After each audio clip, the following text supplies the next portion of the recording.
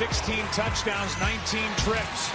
Here's Jennings, and he's going to take it in after breaking tackles. Touchdown 49ers. Give to Jackson, look out, he could go!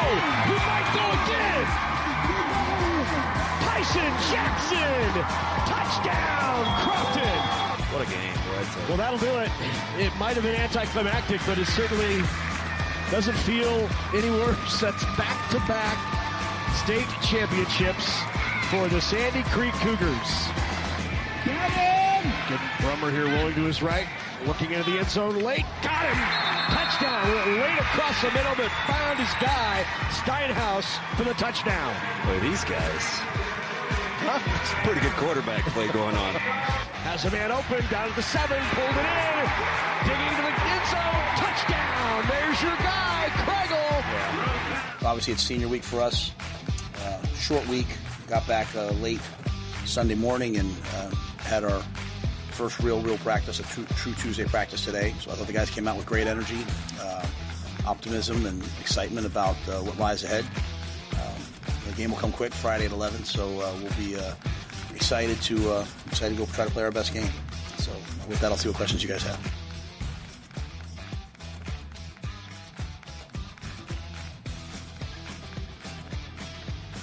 Good morning. Welcome in. Hurrdat Sports Live, presented by Centris Federal Credit Union. That's DB. I'm Ravi. Lulla here at Hurrdat Sports HQ. What's up, DB? How we doing? We're doing all right. How you doing? No, I'm good, actually. You good? How are the games yesterday? No, games are fantastic. That's one of your favorite days of the year. Long day, but it's one of your favorite days of the year, right? Oh yeah, I like. Those guys are super excited, and it's a big deal. And I tell those coaches, I sometimes I think I'm weird. I'm like, hey, send me this game and that game and whatever game, and we got to add them to our huddle account so I get a chance to watch them. And I said, hey, I just want to make sure I do as good a job as I can for you guys. And I think they appreciate it. I love it. You get a chance to see guys that don't really get it to be on that stage a ton. There's some really good players, regardless of class. I love high school, right? So yeah, absolutely. It's a ton of fun, and I'm just going to tell you, TV is significantly easier than radio. You think? Why is that? I've never done TV, so because I know what you can see. Oh, sure. Right. Sure, so yeah. You're looking at the exact same thing I am. So I don't have to think about how I'm describing it. Yeah, that makes sense. It's a completely different deal. So to flip back and forth for guys like Kugler, it's pretty impressive. Oh yeah. But description is description. And just little phrases you can't say on radio that you can use on television. I feel like I'd talk too much on TV. I don't think I think I'd struggle with it. Yeah, it's because you want to lay out a little bit more, right? To so they can soak in the atmosphere. And Nebraska public media just kind of spoiled with the product. Yeah. The number of cameras, the parabolic mics. It's a phenomenal television just product. Really spoiled with the ability to do replays, and it's cool. I'm talking to the replay booth. We're out in the hallway in halftime, getting clarity on one of the plays. And I mean, thank goodness it wasn't that this. Now the game was close, and in the Why Not St. Mary's game, yeah, but, the catch, no catch, and fumble spot. Why Not ended up winning. Yeah, so you don't feel like it impacted the outcome, which is always what you want. Yeah, you just never want it to come to that. So I don't know. I feel like this is a heck of a setup. Who did this? Sasha probably. Oh, with the monitor there. Yeah, the whole thing. Yeah, that's nice. Yeah, I can't read that, but that is no, that is crisp. Yeah, it is. And every time I'm off camera or I do something stupid or headstands or what, I don't think I'll do any headstands today. I feel good. Yeah, I'm hungry. Okay. When's the last time you ate? So I should have eaten. I should have eaten yesterday. Did you not eat all day because you were working? Yeah. So a couple things. I gotta. Who media? What media do we have today? We've got. Let's see. We've got Ciancia and then Brunts, right? No, it's Tuesday. Tuesday. So we're actually going to talk to Austin because he was down there at State. This dude. Then we're going to talk to our Iowa beat writer as well. So I'm not gonna smoke Austin. He's a good kid. He's a cross between Johnny Tryhard and Jimmy Neutron. I don't even know what that means. Have you ever seen? Is it the hair? Google Jimmy Neutron. Is it the hair? He gives me Jimmy Neutron vibes, but he does bust his tail. So I'm not gonna knock the hustle. You got a little bit of the hair. You got a little. It's his demeanor too. Okay. Like I've never seen it. I've Jimmy's all over the place, and I was like, hey, like Madonna. So I don't have near as big when food is free. Okay.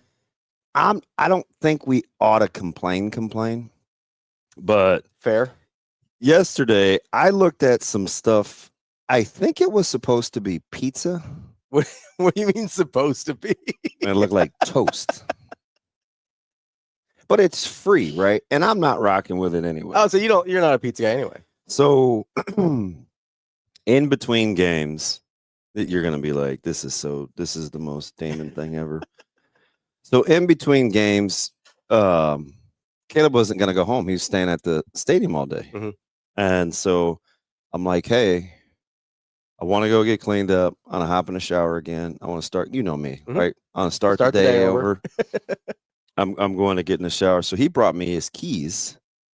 And, I shot to his place, got back in time, felt good. And I looked at what was available, and it was not going to suffice. Yeah. So I texted him, and I said, hey, I know you're going to probably watch film late. He said, I don't think I'm going back home. I'm probably not going to leave the stadium until about 7. Okay. So I was like, oh, cool. I was like, well, when you come get your keys, bring me a to-go plate from the stadium. Oh, okay. Yeah. And it's real simple. He's not, unless it's my mom or Jay, he's not a great texter. But he's pretty good. Okay. It's not. So if you need a quick turnaround or a response, like, don't make it last minute. Like, give him 30 minutes he'll respond. Yeah. Just give him 30 minutes. Sure. Again, unless you're Jay or my mom. So I'm like, hey, it doesn't have to be anything fancy. Just hit the sandwich bar. Mm-hmm. Just ton of lunch meat, ton of cheese. I'll make it work. Mm-hmm. So he got up there. He's surprised. Like, he didn't tell me. So he just was up there. And next thing you know, he's in the booth. And he gives me this plate, and it's right before one of the game kicks, and he's like, hey, it's Thanksgiving. I didn't get your message till late. It looks like I'm getting ready to feed the dog, but here you go. Yeah. I don't even know what that meant, but he said it. So it's like strips of turkey. Like, I was like, that's not encouraging to hear. Fresh turkey. I wish you'd have given me a little more ham, but again, all right, ham and these chicken drumsticks. Okay. So it was the Thanksgiving theme, obviously, at the training table. Yeah. I just realized how much I don't like meat out of the oven. Is this where the don't complain if it's free thing comes in? Well, that in the pizza, and the media crushed it, right? But downstairs for public media, we had hot dogs, like in this nice container with these peppers and okay, the burgers. You had like the sausages. No, were they like sausages or hot dogs? Hot dogs. Oh, okay. Like they were the red ones, and because usually they don't serve those. It was a nice setup for the media, for the TV crew. Okay. But so you guys living a little better than just the regular media, huh? Yeah, but it didn't go well for your boy. Did you take a picture of it? Yeah, I'll show you later. Okay. So I didn't eat the meat either, and I probably could have. Yeah. But by the time I ate, I was in my car, and it's 11 o'clock, and I didn't want to eat with my hands in the car. Sure. So when I got home, I looked at it, and I was like, "Yeah, I'm good." So I'm hungry. See. You probably should eat something after the show today. Yeah, I am. I do want to know from some of our media brethren, like, are they vibing with the new pizza? Is it so? When you say it looked like toast, is it like real thin crust, or what are we talking about? Listen, it's a cross between Totino's and Tombstone. Just look like frozen. Just got right out the oven. And you know, like two of the guys, like I like Jay and Nick, Center and Foreman. Yeah. So, you know, of course, I'm in the hallway when I'm not in the deal because it's a long day. So Jay Birdsway's out there too. Yeah, because you're there for what, like 14 hours basically? 9 to 11? Yeah, and he's doing his best Fred Sanford impersonation. I mean, he's got, the hair is on point. And, you know, Nick is cooler than a fan. Yeah. So we're out here just chopping it up, like just watching all these people smash this pizza. And Nick has got jokes. Yeah, Nick's fun. I like Nick. I do too. Yeah, I worked with him briefly. I like him too. He was a funny dude, man. And we were just, it gave me toast vibes. Yeah.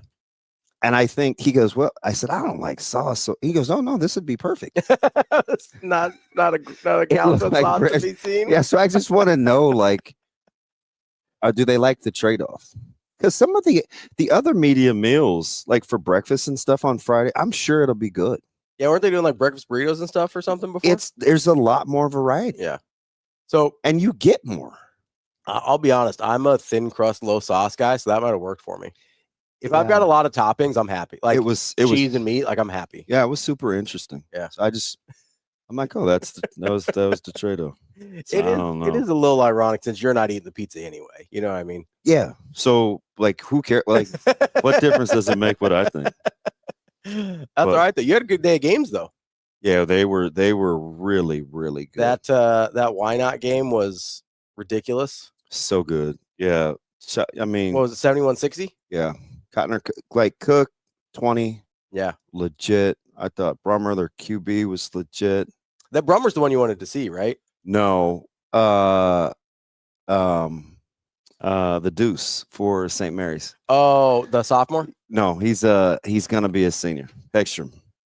Oh, yeah, Hedstrom. Who was the kid? I think it was in the D1 game. The name's escaping me right now. Sophomore quarterback. Oh, Seeley.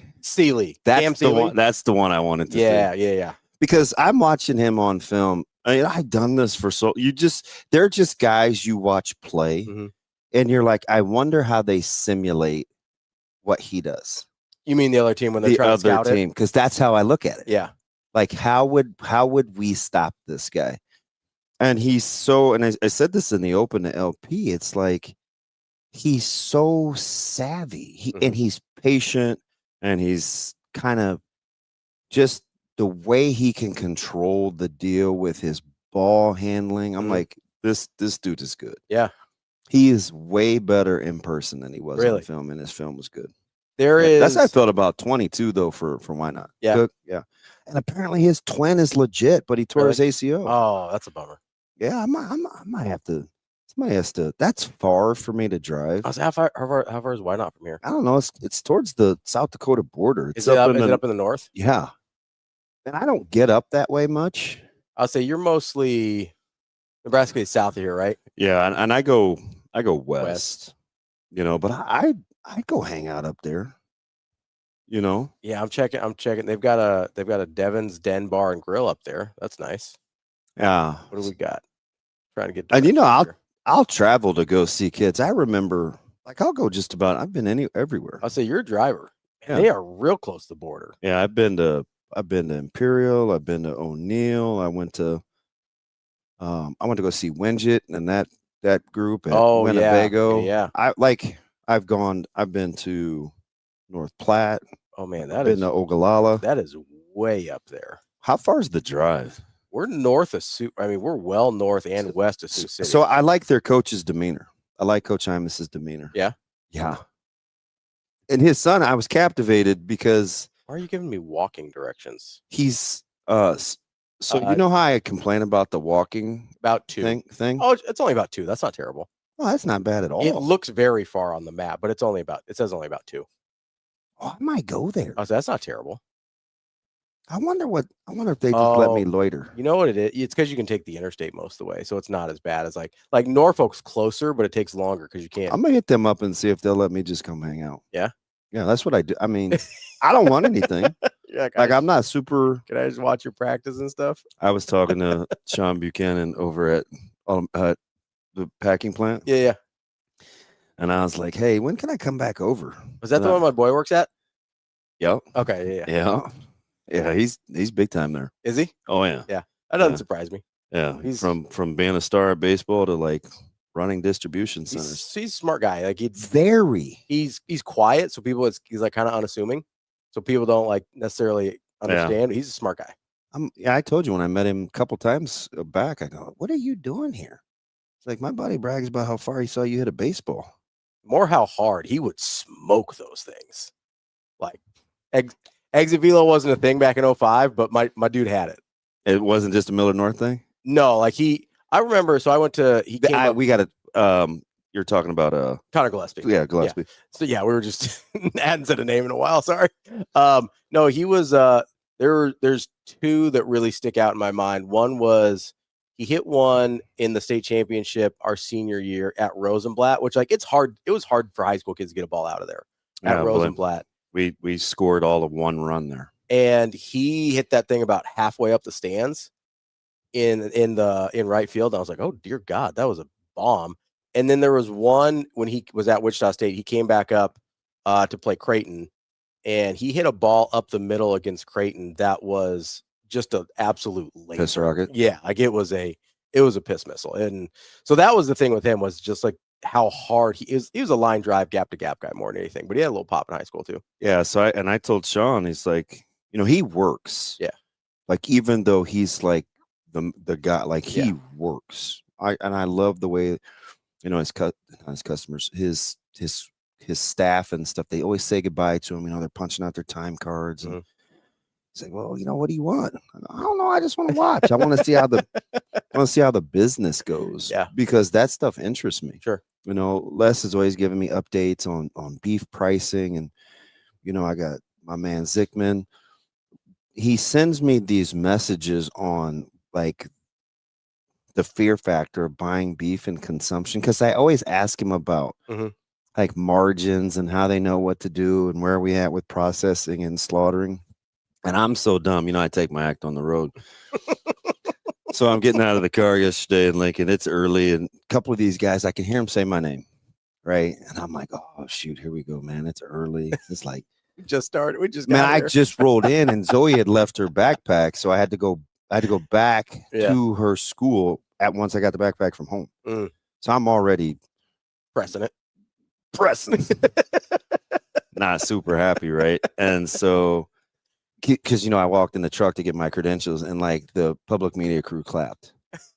So I'm like steaming Willie Beeman, right? Because I told him I was gonna be. I'm like, hey man, we're gonna cut it close here. I told Mick, I'm 18 minutes off schedule, man. Like, don't fret. I'm gonna get the take right on the first time. Don't worry. Yeah. This guy's having me do practice opens. I said, look.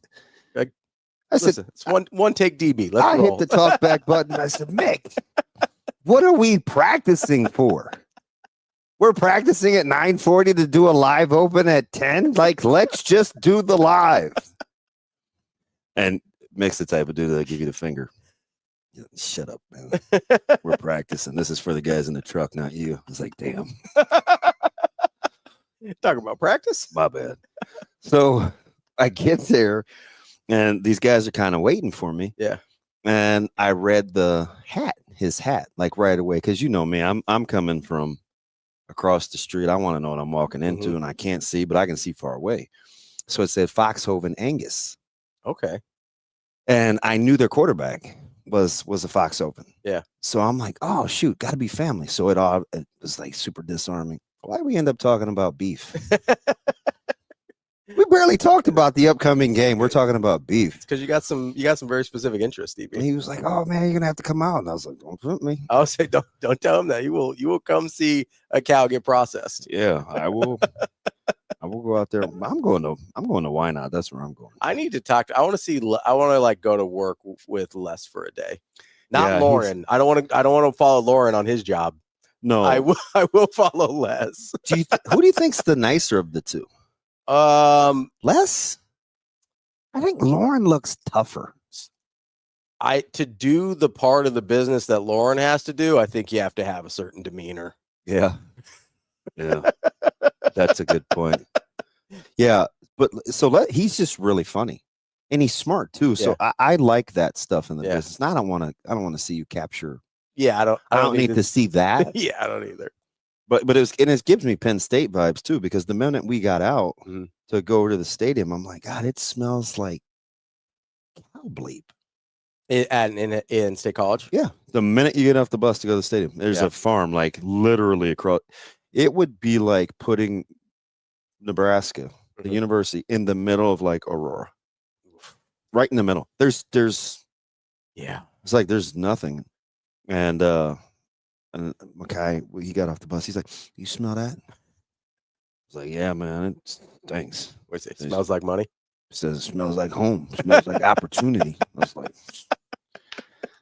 that place, State College, is stuck in like 1960s. Yeah, it's very. It's very weird. Can I ask you a question that you don't have to answer if you don't want to? Yeah. So I'm sure you saw the Terry Smith Joe 409 button. I did not. So Terry Smith was wearing a button that said Joe and then 409 across it, kind of advocating for Joe Paterno and the reinstated wins and whatever for his win total. It felt very strange to me the way they and so maybe that's why I'm asking you, because you have much closer experience with the legendary coach than I do. And obviously Coach Osborne never had the scandal that Coach Paterno did, right? So it's a different situation. But it feels a little culty sometimes with the Joe Pa thing in State College. And like there's really no remembrance of, like, I get that he probably did a lot of really great things for the university. It feels really weird to like honor him still, considering what we know now. Yeah, I don't know enough. Okay. So it makes me feel weird. I thought so maybe that's a me problem. I'm going to be super honest. When it comes to cases and things like that, I don't get in the details. Okay. Anything to do with kids, sure, and systemic, like I'm not doing homework. Sure. I'm weird about some other things. Yeah. Typically, I'm a very hammering adults. Sure. But like, so I don't know enough. I don't know enough about culpability. Like I checked out of that whole deal. Okay. Fair. That's fair. That whole deal. So I don't know enough. I do know, like we stayed at the Graduate. Did I show you pictures of my hotel? I don't think so. So I get the theme, right? The Graduate, it's an old like theme and stuff. So Franco Harris is like airbrushed right outside my here. I'll send out pictures. Like, you know, the theme about the Graduate. I've been to the one here in Lincoln. So it's like, this was my decor. It's sort of like a mid-century modern type. That's what I would imagine. Yeah. So my key was what's the guy's name? Michael Allen Key or whatever. Oh, like, Keegan Allen Key, or Michael. Like that was my key. So I thought that was kind of weird. A little funny. Just creepy. Yeah. It's strange. Like I'm blue lighting that thing, and I'm like, But again, you take a blue light into your rooms? No. Or a black light? I should, but I do bring like Glade air fresheners. Okay. That makes sense. You're a big set guy. I'm plugging those things in right away. You're a big set guy. So yeah, welcome me back. We just talking about nonsense. I'm a big I want to know who knew what when guy. Oh yeah. So like I dove pretty. Yeah, you're deep. Way more pound of fleshy than me. Yeah, like I want to. If adults were being negligent, like I want them to be held responsible. And to Coach Smith, in his defense, he may be a lot like me, where I would say I judge people how they treat me. Yeah. Right. Like in my relationship and my feel about, like, let's say Lawrence is different than a ton of other people. That makes sense. Right. So I'm very leery about, I try to judge people on how they treat me. That makes sense. Yeah. It struck me as very odd. I don't know if there's ever been a person where everybody likes, and I'm like, yeah, I don't really like that guy. Sure. But there have been people, I don't really like that guy. And I've been like, he's cool to me. I mean, I know one the other way, but I'm not gonna put you on the spot here.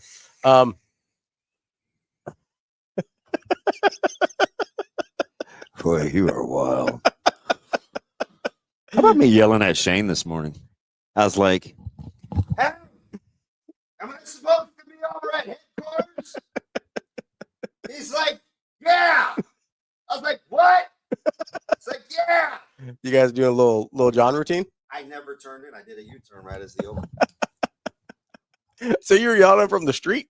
Damn near the street. Your boy was on one this morning. When I saw no cars there, I'm publicly apologizing. boy, your to boy Damon. was fuming. Well, here's what's happened the last 2 times I've sent a text message to the group chat. Yeah. If I'm not on Wi-Fi, it won't necessarily always send it to you. I'm noticing Because I'm the because because I'm you the have an droid guy. Android. And so I will not do that again. I'll just send you a one-off text message. That's okay. That's my fault. See, you don't Sorry. like so when it's like when it's I need to do something like right away or it's important, like just like the Padilla like just you do it that like just to me, like I'm good. Yeah. I'll get right back. I'm like, got it. Even though that bad boy came like 6 times because I think I was on the plane maybe. Yeah. So, you know, I'm glad I could keep you guys entertained. It's all right. We got here. We're doing the show. You've got I missed the chat. Has it been any good? 17 hours of sleep, 17 minutes of sleep, maybe. I got crushed over these 2.75s. I mean, absolutely lambasted, even by the NSAA assistant director. Dolliver clowned me like the Tangier Shrine Circus. He said 2.75. Damn. I was like, hey, John, I'd like you. Like, you're not supposed to be like that. Easy. Yeah, I was getting bombed. Yeah, Oh, is everybody talking about this now? I don't know, man. I we're don't know anything about young Dylan. we're on Dylan. We're on it. We need to beat Iowa. That's Yes. what we need to do. That's what we need to do. You think the Kittle Compton thing is real, or are these guys just doing their thing? I think it's a bit. I think they're I'm over the bit. I think they're I'm sure they will have I'm sure they will have some sort of bet before the game, and it'll be sponsored by one of their sponsors. This is strange, but I like Kittle. So I love Kittle. I mean, me too. I'm a 49ers fan. I love Kittle. I like him quite a bit. So I'm like, it's okay if you don't like him. I feel like he plays football the way football players want football to be played. That's how it needs to be played. Yeah. Like he's the real deal.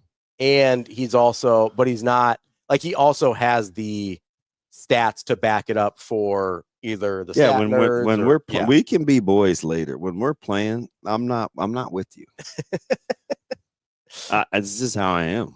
I think. Well, I mean, he already did it with Luan when they played Michigan. So I think it's just going to be a bit. Yeah.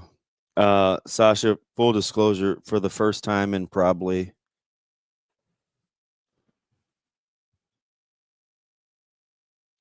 '08, maybe. Mhm.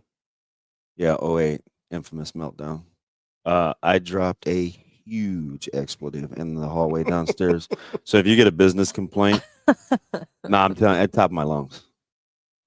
It's been I said, week and a half-ish. fix the bleeping fob. It's the first one. It's the first one I'd heard out of him. I was pretty excited about it, honestly. And I yelled it. I've taken a photo, so it should be fixed today. I did ask about it last I week. don't even yell at my players like that. I had to get it out. But I'm better. You good? No, No? that's fine. We got a show to do. And it's Iowa week, so it's like super hate week. It you is know? Iowa week. We got to lock in. I feel like it's appropriate. You dropped your first F-bomb in 17 years during Iowa week. I mean, it was Oh, I don't feel better. I think cussing is dumb. I feel great when I swear. I know. Like I was so worried about the parabolic mics last night during the broadcast. They pick up everything. Yeah. I was like, ooh, could they hear that at home? And Larry treats me like I'm 4. He's like, they can hear the same things you can, DB. That's how he talks to me. Oh, I love him. He's just easygoing. At least you're used to it, because that's kind of how I talk to you too. Yeah. So you've got built up a tolerance to so it. I get talked to at home. I think it's just a me thing. Yeah. I was like, look for the common thread here. I don't. People breathing. It's not me. Couldn't be. It's everybody Couldn't else. be. It's gotta be somebody else. Gotta be somebody else. Headley says he always apologizes to the man upstairs right after a bad word slips out. He feels guilty. Yeah, I didn't. I do not have that same guilt. No, guy's got. Are you think Nebraska's ready? Did you like the line? 6.5. Is it up to 6.5? That's the only number I've seen. I saw 5.5. It opened at 4.5. Is everybody just hammering the Hawkeyes? Give me Nebraska. Yeah, I've got it at 6.5 right now. Oh yeah, give me all of them. And let's see where I've got it opened. Yeah, I've got it opened at 4.5. It's at 6.5. 7-4, 7-4, 6.5, 39.5. Give me Nebraska. So here's the thing that all of it. This is going to be the 12th game in a row that I have predicted Nebraska is going to win. Yeah, not me. And obviously they haven't. That'd be correct. Am I crazy though to think like there was no game this year that I thought Nebraska was incapable of winning? I'm probably with you. Like obviously there was 2 results that are outliers in Minnesota and Penn State, but very easily could have won Michigan, very easily could have won USC. What games did I feel the worst about? Michigan and Penn State. Oh, so you felt it seemed like you felt the worst about Penn State. Yeah. Obviously Michigan's a 3-point game, so like they're in that, right? Now they got some fortune, like the Hail Mary's fortunate, but like it counts, right? So that was honestly the game I probably felt the worst about was USC because Mekhi Lemon just scared me so much. Yeah. That guy's terrifying. I didn't like USC that much. Isn't that weird? Because I thought USC was going to be good this year. Yeah. Mekhi Lemon just terrified me. Yeah. I didn't. I just seen him dice up so many good teams and good defenses that I was worried about him. But honestly, he was the least of Nebraska's problems. This is the kind of game that I think a team like Nebraska who's trying to figure out like emotional, like where they need to be, because they're still a team I think you have to handhold a little bit. Sure. Right? Where they're not like self-regulating yet. No. Yeah. That makes sense. No. And when you're a team that you like, it's still not quite there. This is the type of game in an isolated moment that they would get up for. Yeah. Yeah. It's just kind of where they are as a football team.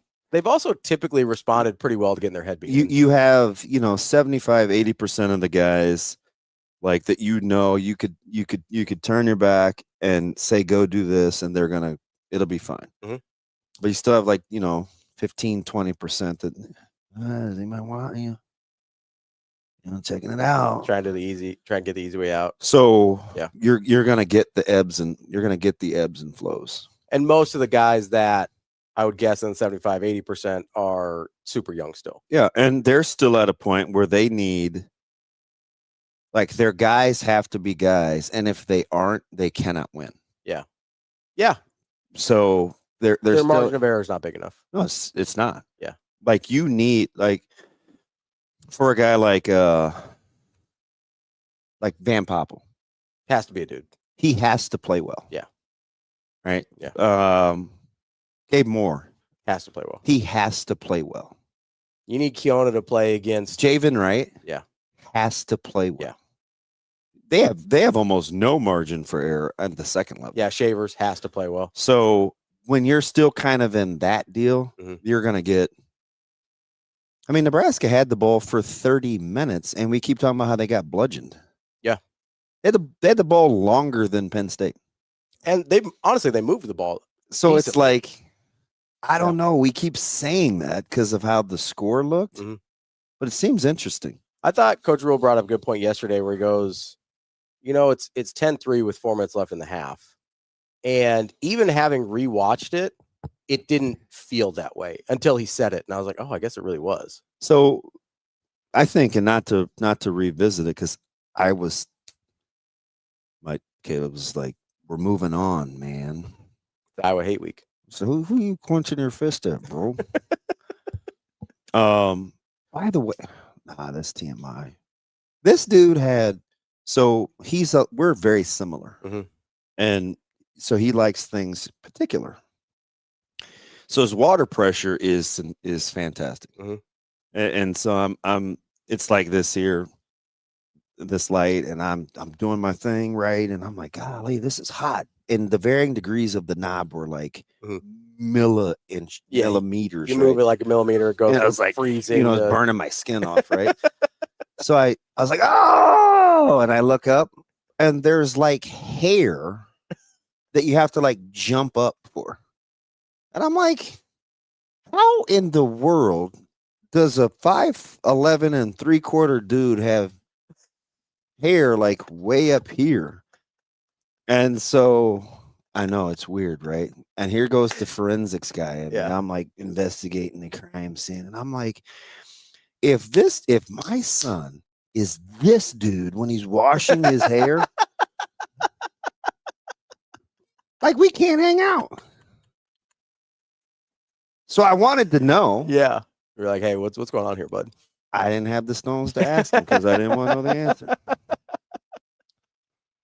You're afraid of finding out? I know you think I'm crazy, Sasha, and I am. You're afraid of finding out that's what your kid's about? Like, what are we doing?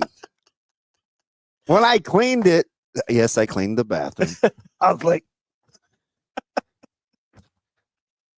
can I be honest? The most concerning part of that story is what? Is that he's not cleaning the hair out of his bathroom. That's gross. Listen, he probably can't see it because everything else is legit. It's very structured, like the Q-tips. And I was like, oh, that's my dude. But then there's this random thing up there, and I was like, we're cutting that.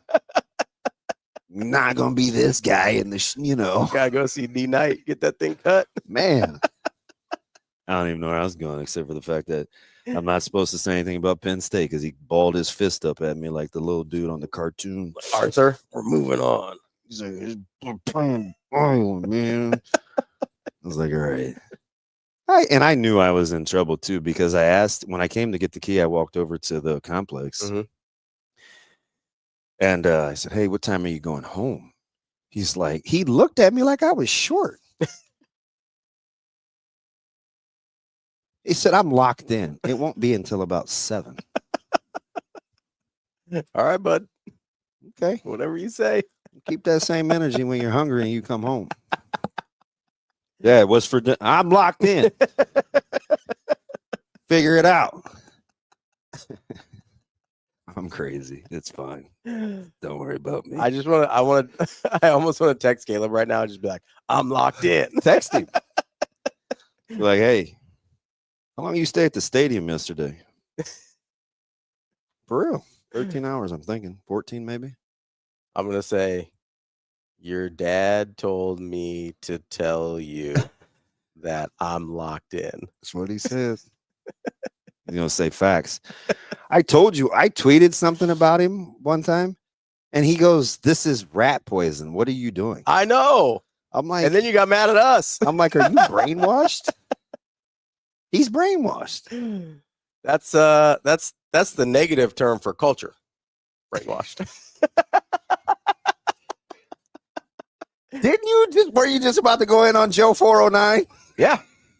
Brainwashed. That's why you got to be careful with. No, seriously though. That's why you got to be careful with who you have in charge. Because if they're charismatic, I hear you, and can get people on board, but they're not the kind of person deep down you want to follow, you're in trouble. Yeah. I need Jacob Padilla. I need to call him. What do you need Jacob for? What's he doing? My tweet day. I knew it. I mean, him or Benny Mac. One of the two. Call Benny Mac. I think Jacob's busy today. Another day of state finals to wrap up. C1, C2, and A. Yeah, should be a good one. I don't know. It might today. I mean, Wahoo is so good. Yeah. Sydney's gonna get Brigham. Really gonna have to hunker down up front. You think Austin's gonna be able to stay professional with his Sydney Red Raiders in the house? No. I think old Jimmy Neutron's in trouble. Better chance of staying neutral if we're covering our team in a state final. Me and Millard North or him and Sydney? You have more experience, so I'll take you. I appreciate that. Yeah. You're wrong. I'm going full homer, but I appreciate it. What was the ball security tweet? Was it from me? I don't know. It's probably something slick he said. Who are these? Are these Ricos? I thought those were yours. No, these are ugly. I wouldn't wear these. I mean, not that. These are ugly. They must be Rico's. See, backwards order. Context matters. No, I don't think those are mine. I only have 3, and I think I have all. You have all 3? Yeah. Those might be Austin's. He was in here the other day with me. Yeah, those look extra horn rimmy. You got all these. So I thought those were because I saw those there earlier. I thought that was that pair. Yeah, but I don't have the bottom. Oh, you got the semi-rimless, is what we call those. I ain't buying any of these. Well, I used to work at Lens Crafters. So these I bought at a flea market. No, the place where you get like oil and transmission fluid, and it's on 108th and Q. At like an auto body shop? Yep. You buy your glasses from a car repair place? These might be my best ones because they're very durable, and they're the blue things. Oh, the blue light? Yeah, feel them. Like, these are sturdy. They are sturdy. It was nice. It's a nice frame. Thank you. That's what I was looking for. You need to I know you need to go see a doctor and make sure you get the right lenses in those frames so you can actually see, but okay. You shouldn't need 3 pairs of glasses with 3 different prescriptions in them, DB. So I don't really look at the numbers. I put them on to see if they fit, and then I see if I can see. I'm not going in there looking for like 2 5s or 1 7 5s or 2 2 5s. You should go see an eye doctor. You should zip it. just be like, hey, can you give me a prescription here so I know what I'm looking at? I'm not gonna wear the glasses. You wear those? What's the difference? I wear these like 7 minutes a day. Okay, so at least get ones for 7 minutes a day that are the correct prescription so you can see. Seems like a lot of work. Because half the time you put them on, you're still just like, well, people type too small. Same size every day, DB.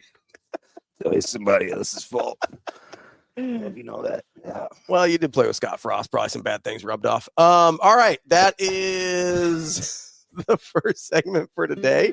We've got coming up here at 8 o'clock. We've got Ciancia of Pick 6 previews. I have some questions too, so you have to leave me some time before 8. Absolutely. Yeah. We're going to take a quick break here. Figure out how you feel about offensive rebounding.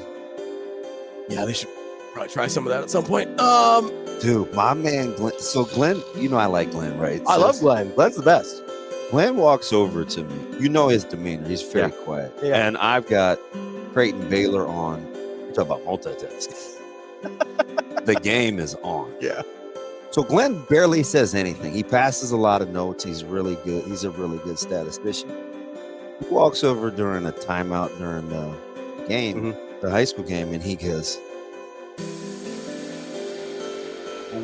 "Why are you more excited about watching Creighton than I am? Seems kind of strange." I was like, that just creeped me out, but I don't know. I said, this is all I could muster because he caught me so off guard because I must have been into it.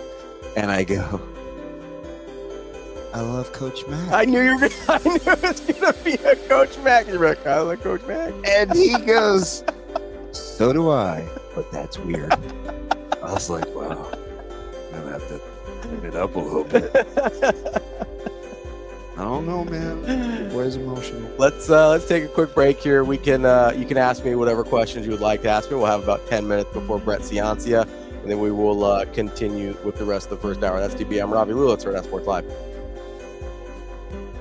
It's 0 days at Edwards Nissan. 0 down, 0 due at signing, and 0 payments until 2026. The Black Friday sales event is on. Give thanks, get driving. Drive a 2025 Nissan Sentra S starting at $199 a month for 36 months with 0 down and no payments until 2026. Over 39 Sentras ready to roll. Or sign and drive the 2026 Nissan Rogue SV all-wheel drive for $299 a month. 0 down and no payments until 2026. These 0-day offers end soon. Hurry to Edwards Nissan. It pays to make the drive to Edwards Nissan.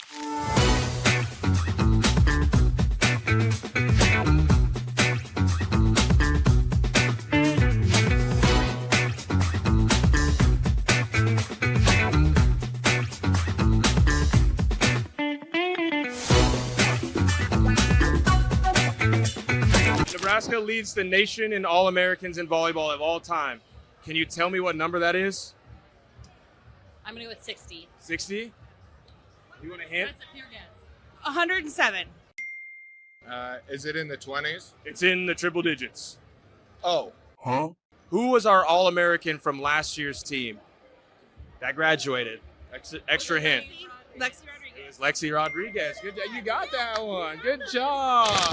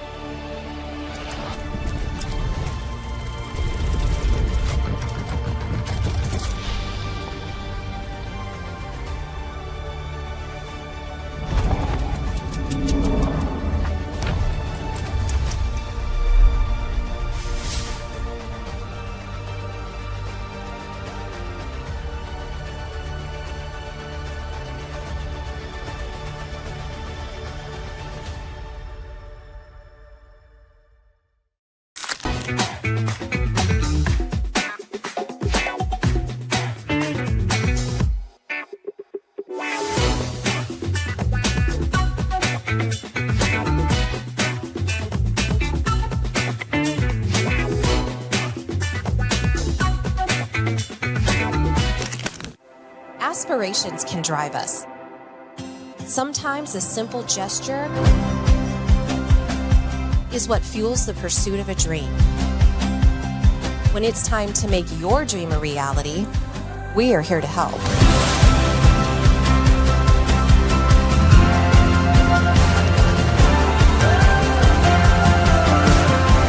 Centris Federal Credit Union. We are where you are.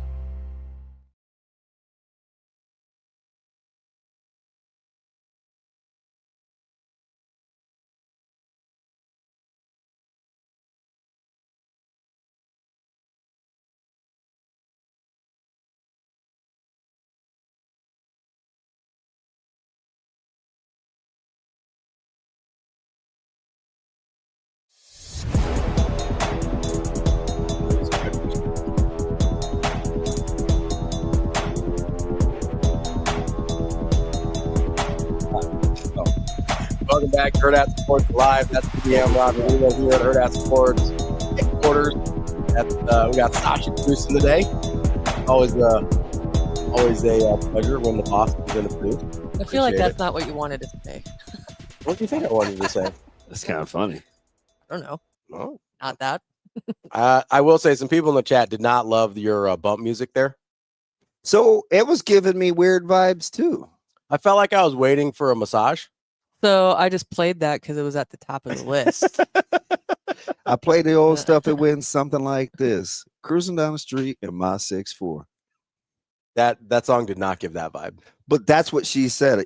She said I played it because it was at the top of my list. Yeah, let's play my old stuff and win something. Because like Sasha's this. a gangster.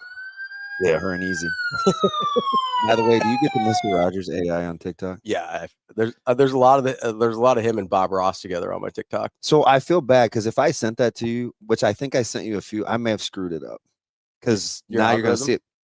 May have screwed up yours. Oh no, I had seen him before. I had seen some of them. There was one with him and Tupac that I saw. So I was getting them before you. I told you Tupac was alive. I don't even know why you were faking.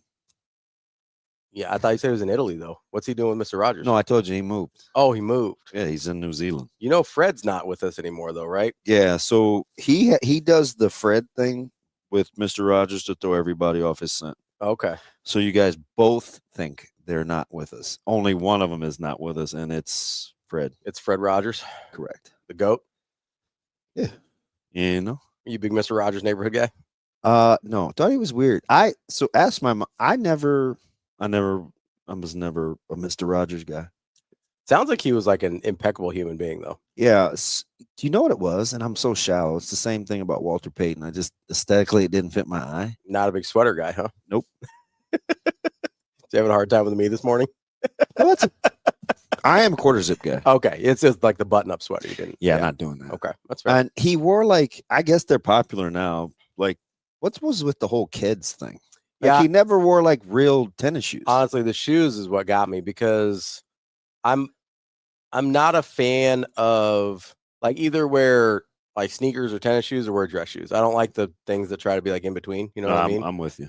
Like it's just either do it or don't. Figure it out. Yeah, like it's you wear dress shoes or wear athletic shoes, one or the other. He's like, hi. And how are we doing today? I was like, why are you talking like that? I'm fine. I don't blame the kids. I blame you.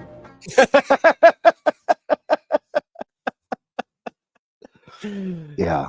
Are you concerned about your Jays? Honestly, they played better yesterday than I thought they were going to. Really? Yeah, the only It thing was a tight line. It was, but the only thing I had in my frame of reference for them playing a quality team was Gonzaga, and that went very poorly. Yeah. And then I watched them against North Dakota, not play particularly well. I watched them play against South Dakota, play okay. And so my thought process of where they were at was that game, they probably were not going to have a chance to win that game. They had an opportunity to win that game. Like they gave themselves a shot, which is more than I expected against Baylor, who's a type of team that gives them trouble. And so I was pleasantly surprised with the effort and how they looked for the most part. Now, obviously, there's some things they definitely have to clean up, namely offensive rebounding. But I don't think I think yesterday was the first time I felt like there was real progress in terms of how this team was developing. Now, they've still got a lot to work through. The health of Owen Freeman is concerning. So I was gotten a fantastic conversation with Glenn today. By the way, I hope he got out safe. He's going to, I think he's leaving for Vegas today. He looks different, and I asked him. I said, I don't know if he's tentative because he doesn't feel great. Mm-hmm. Is he not in great shape yet? But the activity is down. Yeah. He doesn't look like he did at Iowa last year. Yeah, but you know what? A couple games ago when he was 6 of 6 from the floor and it was all hustle stuff, I thought it was different. So I don't know. Like I'm still kind of. I'm wondering if it's a like day-to-day thing, how the knee is holding up, because it was a meniscus, right? Yep. So I'm wondering if it's like a swelling management and a pain management thing at this point in the recovery. I really don't know. I feel like they need to figure out, though, what his role is at whatever health level they feel like he's at, because just kind of waiting and waiting and waiting and not being able to figure out chemistry until he's fully healthy. I don't know that they have that long to wait. Yeah. I think they have other options. They played Trout at the 5. They've played Jason Green at the 5. Obviously, some more minutes have opened up with Jackson McAndrew being out for the season. Where's Jason Green playing when you think he's going to be at his best? I think 4 and you play with a legit 5. I think Creighton is at their best when he plays small ball 5. Yeah. Ooh. So so let me rewind. I was always in charge of offense. Yeah. So my mind thinks, what can they do offensively, or what's the best lineup for them offensively? I think Jason Green is the best lineup for them offensively. And then you can they've sort of been mixing and matching. Like he'll be playing the 4 on offense, but the 5 on defense with him and Trout a little bit. So it's a little messier than I'd like. But I do think from an offensive standpoint, I think he gives you some really nice options as a small ball 5. Obviously, the offensive rebounding then becomes a huge issue when you play that undersized. And we've seen that against South Dakota. Obviously, that's the reason they lost to Baylor, right? They lost to Baylor because they gave up 22 offensive rebounds and 27 second chance points. Like they were minus 20 in second chance points. It was a 7-point game or 6-point game, whatever it was, right? So like that's more than the ball game right there. So you mentioned Gonzaga. What time is it, Sash? 7:58. Oh, okay. God, we got to get to right here. let me ask you. You mentioned Gonzaga as a frame of reference. I told you I think Gonzaga is going to be really good. Yeah. When you look at the top teams in the country, mm-hmm. and you watch, Auburn pull away from Oregon last night late. Who's in that discussion? Obviously, Purdue. Yeah. Arizona in there for you? I think so. They look. I think so. They looked good. I think they are. I mean, how they aggressively dismantled UConn from a physicality attack, which I did not anticipate that from the physicality standpoint. Like they looked physical. That felt, but I think Gonzaga is in there too. Yeah, I mean, I don't know that I've seen anybody that I thought looked significantly better than Gonzaga. That's not to say Gonzaga is the best team in the country, because I'm not saying that, but I think Gonzaga could hang with a lot of these teams, whether it's Purdue, Arizona, Houston. Gonzaga plays a lot like Arizona. Oh, I thought they were going to play a little bit like Houston. I think they can score better than Houston, though. Yeah, I mean, I was thinking defensively. Like they felt menacing the way Houston does defensively, but that might have been a Creighton thing. Who's that in our group text that Houston gives them the ick? Oh, it's probably me. I don't like the way Houston plays. Is it who doesn't like Juzang? Oh, I thought that was Maddie. Somebody, it might be Jacob. I might be getting all the Maybe. Metro I'm not stuff. Sure. Yeah, I don't remember, but I don't love the way Houston plays, but I think Kelvin Sampson's an incredible coach, right? Like I like them as a team in the regular season more than I do in the postseason, because I think they kind of stall out a little bit offensively in the postseason. But yeah, I look at, like, I don't know, what would a UConn Gonzaga game look like right now? Well, I think UConn would struggle to score. Yeah, I think that's what I mean. I think Gonzaga could play with anybody you think is a top team in the country. I asked this to Maddie last year. I'm still not sure I know the answer. Mm-hmm. Do you remember when I asked him about UConn and I said, "Is Solo Ball good?" People are wondering. Is he? I don't love his game. I don't understand, because he got some like preseason recognition thing, and I'm like, are we sure about that? I get it. Like, we're sure about this? Like, the Solo Ball thing is going to happen? We're positive? Yeah. Because usually with guys of that pedigree, you see it happen sooner. Like, you see more of it you would have seen more of it last year. No, I get it. That's my concern. Sash, let's take a super quick one here. Let's take a 60 and we'll get to Brett so we can pay some bills. Is that what, like, people in the terrestrial world? I feel like that was pretty good. It was. Hey, we're gonna take a quick break here. I can practice it when it's not. Gonna try to keep the lights on. It's not even relevant to what I do. I don't think Brett's logged in yet, so we'll take a quick one here and get to Brett Ciancia from Pick 6 Previews coming next year on Hurrdat Sports Live. The Black Friday sales event is on at Edwards Kia. Give thanks and get driving. Lease the 2026 Kia Sportage EX starting at $299 a month with 0 down. That's 0 down starting at $299 a month for the 2026 Kia Sportage. Bold style and tech-savvy comfort. Or upgrade to the 2025 Kia Telluride LX 4-wheel drive. Lease starting at $379 a month with just $999 down. Space, safety, and unmistakable style. Don't wait. These Black Friday savings end soon at Edwards Kia.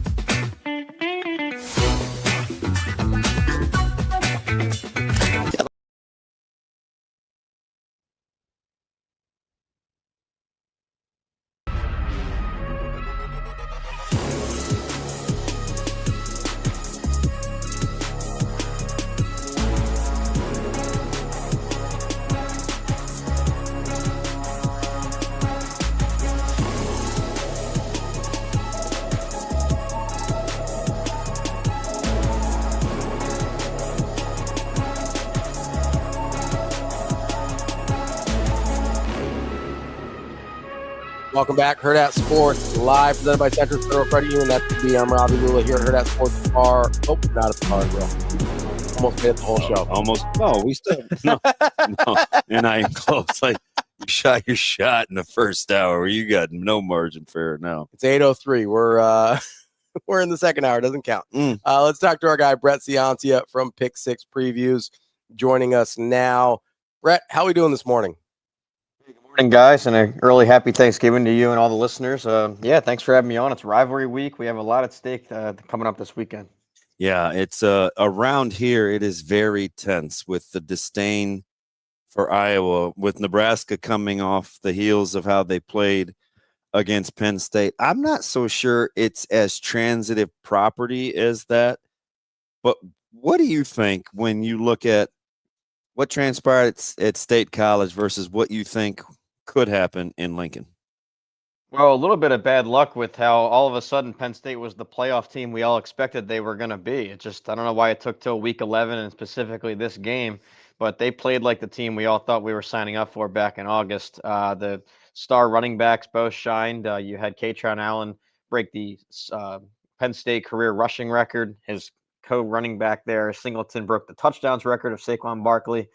Defense was nasty. So Penn State, I mean, yeah, they if you played them maybe a month ago, could have been a different result. I don't know why all of a sudden they flex their muscle like that. But you go back to Lincoln, you get an Iowa challenge here, and I think it's going to be a closer game than that outcome. And but similar type of team with Iowa, you're going to get defense and run game. So hopefully they make the adjustments needed in this short week. Brett, as you kind of look, you mentioned it's rivalry week. Is there a particular game that stands out to you? There's a couple where the lines don't seem totally right, but I'm curious what you're looking at, and if there's, between, the Egg Bowl, Texas A&M, Ohio State, Michigan. Ohio State's laying a big number. Which game are you looking at and you're like, that intrigues you the most? Yeah, it's a lot of talk about the playoff this time of year, but there's so many other storylines outside of it. I mean, if you're looking at the conference title game scenarios, you got 18 Power 4 teams that are still alive for their conference titles. If you were into the gambling side of this, there's 17 teams that are make or break for their win total for the season coming down to the final week. Nebraska, one of those at 7.5. But then on the field, yeah, you got 14 rivalry trophies up for grabs. I love that kind of stuff with the game. And some of those games you mentioned there don't even have a trophy. But I'm most excited for the three you actually mentioned. The Egg Bowl, just to see the Lane Kiffin situation there. If they win, they'll likely host a playoff game in Oxford at the nation's best tailgate spot. With A&M and Texas, this rivalry went away for about a decade. It's been bitter ever since, and it was before too. And now you got everything on the line for A&M. If they win, they go to the SEC title game for the first time ever. And then Ohio State, Michigan. And normally you'd overlook this as a double-digit underdog, Michigan, but that's kind of been the story the last 4 times they've played. Michigan, big underdogs, and they keep beating the Buckeyes. So while Ryan Day has his national title, he still has his Michigan problem. So we'll see how that looks. So those are the three. But really, anything with a trophy on the line or any kind of a win total spread is interesting to me. And this week in Pick 6 Plus, I put pictures of every single trophy that's on the line if you're curious. There's some cool ones out there. Let me ask you something, Brett. You mentioned, excuse me, Coach Kiffin and what surrounds what's going on in Oxford. How much do you think it benefits the fact that so many players are new and they're more attached to him from the recruiting out of the portal standpoint than they are committed to Ole Miss when it comes to being locked in? Is it more about being on the Lane train, or is it about Ole Miss? Because those two may not be the same thing. Yeah, that's a good point. And it's one of those topics we're still a little early on. We don't know how quickly these one-year rental players, I'd hate to call them that, but you think of it that way, where they come in for the transfer for 1 year and then they leave in 6 months later. How can a locker room gel that quickly? We've seen it happen both ways, good and bad. Sometimes a big transfer haul, there's no cohesion. They don't play hard for each other. In other cases, look at Texas Tech. They're booming. Ole Miss, I mean, he's had them here. You don't even have to leave this program. They've been competitive every year with Lane Kiffin. So I don't really know. I could do all my stats and numbers, but it's really just behind the scenes locker room stuff. I know that they're well aware of the Lane Kiffin head coaching search drama, but maybe they just hunker down and play for each other and say, you know what, no matter what happens, we have each other, and let's go bring home a playoff game to Oxford. So I think it's a little overdone with the line change here. I think it comes in at 8 points. I've got it at 14.5 for Ole Miss. And of course, my game grader doesn't know anything about a head coaching search happening, but I think that that's a little overdone with Vegas dropping it a full touchdown. So that was my next question here, is because this line feels incredibly light. And I mean, 14, you said 14.5 on your game grader, or 14. Mm-hmm. Like, that sounds about right to me. I look at this and I go, okay, something smells way off. What do you do in this situation? Is it like, hey, I trust my game grader, versus, because like you said, it doesn't really take into account the extracurriculars of what's going on around this matchup? Yeah, and I have a couple things I look at here. I mean, the 14.5 is the whole season if you average all 11 games together plus my formula. If you look at just the last 4 games, which I also like to look at, kind of a recent look, the gap gets even bigger. I mean, it's up to about 18, 19 points. So I know every case is different. You know, if you talk about a quarterback who's injured, or a couple star players that are knocked out of a lineup, this one's a little bit different, where it's a head coach, a public head coach search happening. No one's injured. It's still the same 22 players. They've both had a bye week to prepare. So even with some interview drama, I'm sure the coordinators have been locked in for 13 days. And so I trust that it'll go over the 8.5 points. I think they're going to be locked in. They have everything to play for. I know Mississippi State's good in the spoiler role, but I trust what I've seen from 11 games from Ole Miss. I think they're going to get their points. They're going to run the ball really well with Kewan Lacey. Mississippi State, a bottom 10 rushing defense. Sorry. So defending Kewan Lacey and Trinidad Chambliss, I think Ole Miss is going to get their points and yards. Let me ask you something. If you had to predict today, is Bama in or out? Oh, I'd say Bama in. Yeah, they well, assuming they beat Auburn, which now that's looking like a tight matchup too. But let's say they beat Auburn, they'll be 10-2. And I think if you're comparing all these 10-2 resumes, you got Oklahoma might be in the mix there, Alabama, Miami, Notre Dame. And BYU if they were to lose their conference title, which I project. So out of those 5 2-loss teams, I think you could argue Oklahoma and Bama have the 2 best resumes. I know everyone loves the Notre Dame metrics right now and their ranking, but Alabama with 4 ranked wins, that's still going to hold a lot of weight from the committee. So I think you go definitely Oklahoma and Alabama at the top there. And then you got to pick one out of Miami, Notre Dame, and BYU. And that's going to be a heck of a puzzle for the committee to figure out. Now, according to Vegas, they'd have to pull the monumental upset, but safe to say if Michigan beats Ohio State, Bama's out, correct? If Michigan beats Ohio State, I don't know. I think Alabama might still be in there. So you'd have a good discussion there between Bama and that'd be tough.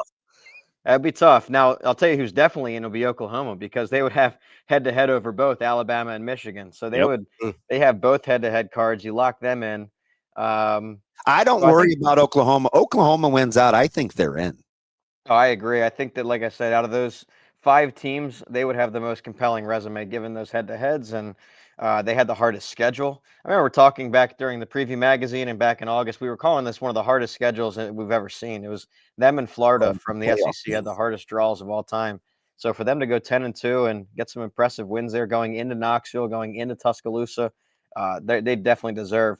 But if you're looking at how many spots are left, I mean, it was supposed to be out of those 5, you pick 3. Let's say Michigan joins that thing. So then you got to pick 3 out of 6, and it's going to get really crowded there. So I don't think Notre Dame was a lock by any means. I know everyone has them penciled in and Sharpied in there. It's just there's a lot more action going on here. I think that it's still a question. Man, I'm praying for chaos. If not, but it doesn't have to be super chaotic. I just want Michigan to find a way to beat Ohio State, because I think that throws the committee as much in a state of like, that's the one win.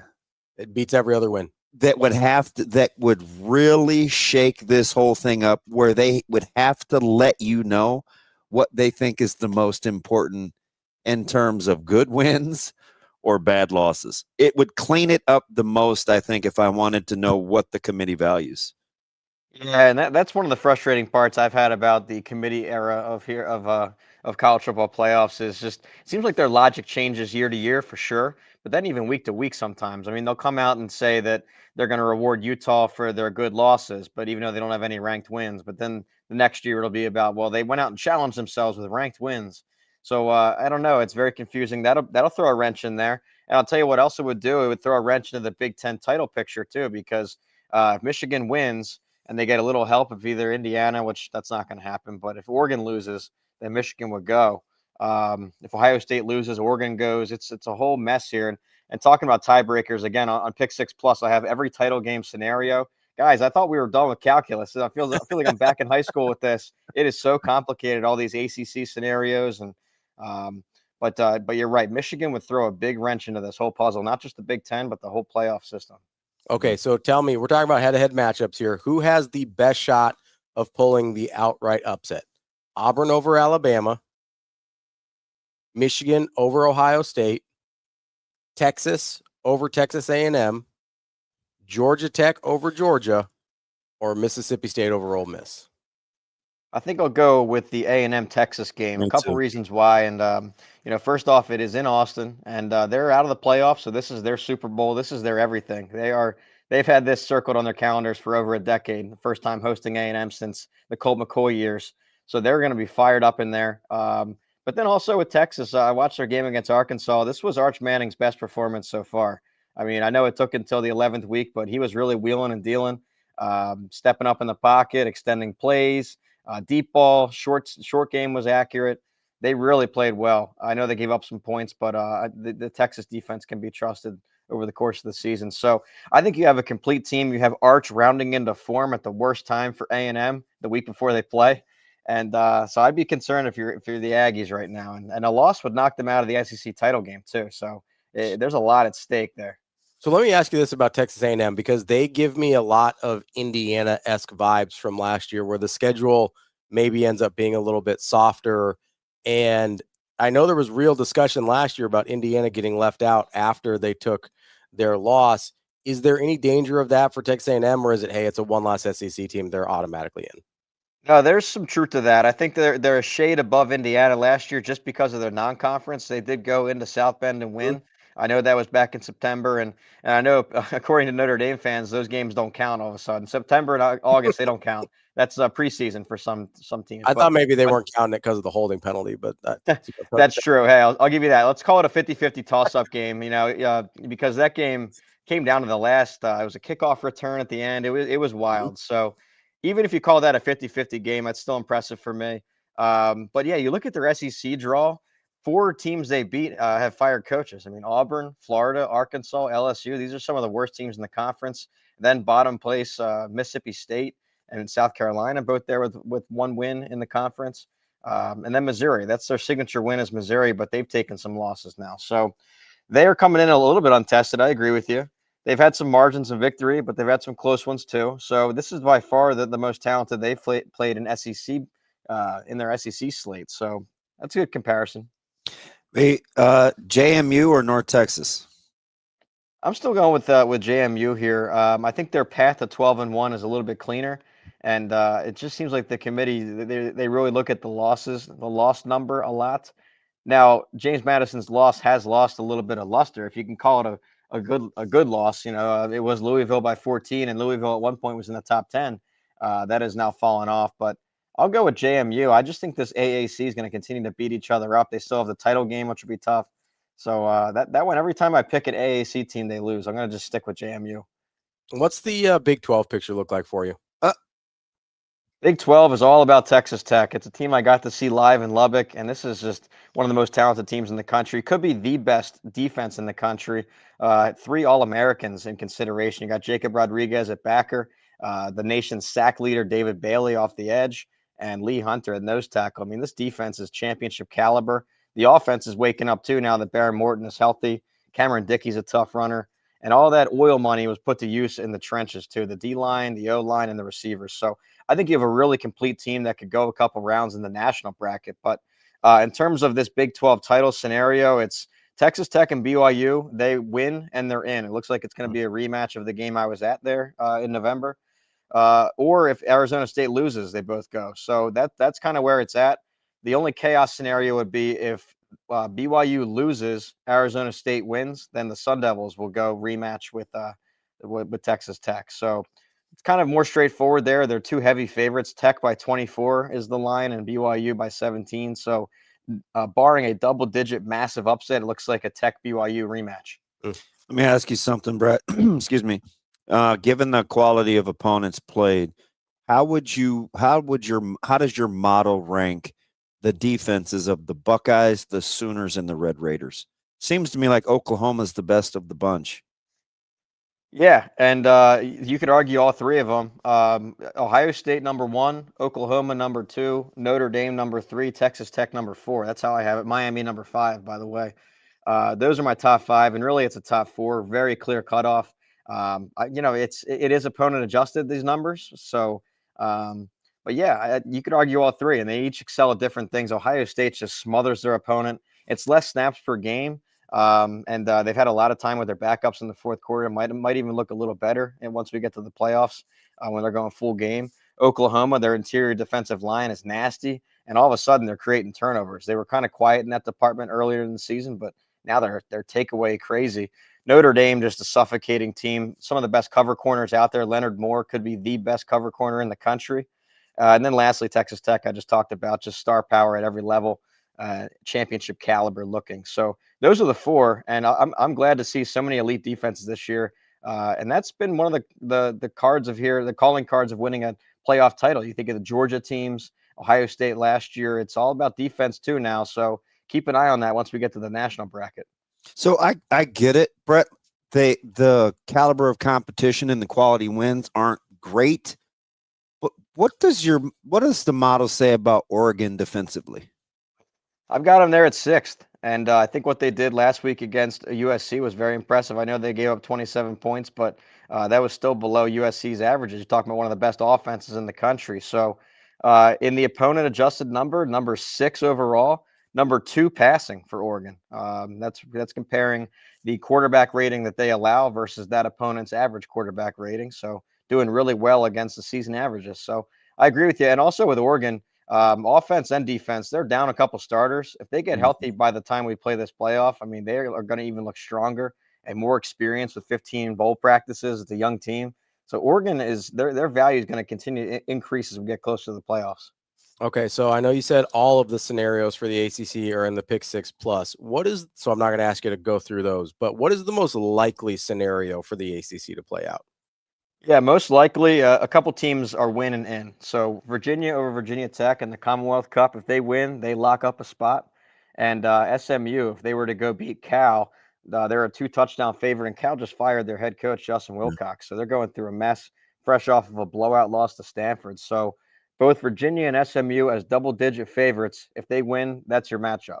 Now, if they lose, they're going to need a little bit of help. The most notable would be if Pittsburgh loses to Miami, which again, that's an underdog spot, probably likely, then that still sends Virginia and SMU. So you need a lot to happen to get into a 4-team tie to try and get other teams like Miami or Tech or Duke in there. Those are really pipe dream, really rare chances. So most likely UVA and SMU go win your double-digit games, and that's your title game. And by the way, I think I'd have to favor SMU. Their offense looks explosive all of a sudden. Kevin Jennings, very dynamic. Their receivers make the one-on-ones, and they're one of the hottest teams in the country. So look ahead a little bit to SMU UVA, with SMU now projected to make the playoff. Yeah, not surprising that Ron Rivera, I think, accomplished what he wanted to, which was get rid of Justin Wilcox. Get Wilcox out of there. Somebody's going to get a really, really good defensive coordinator.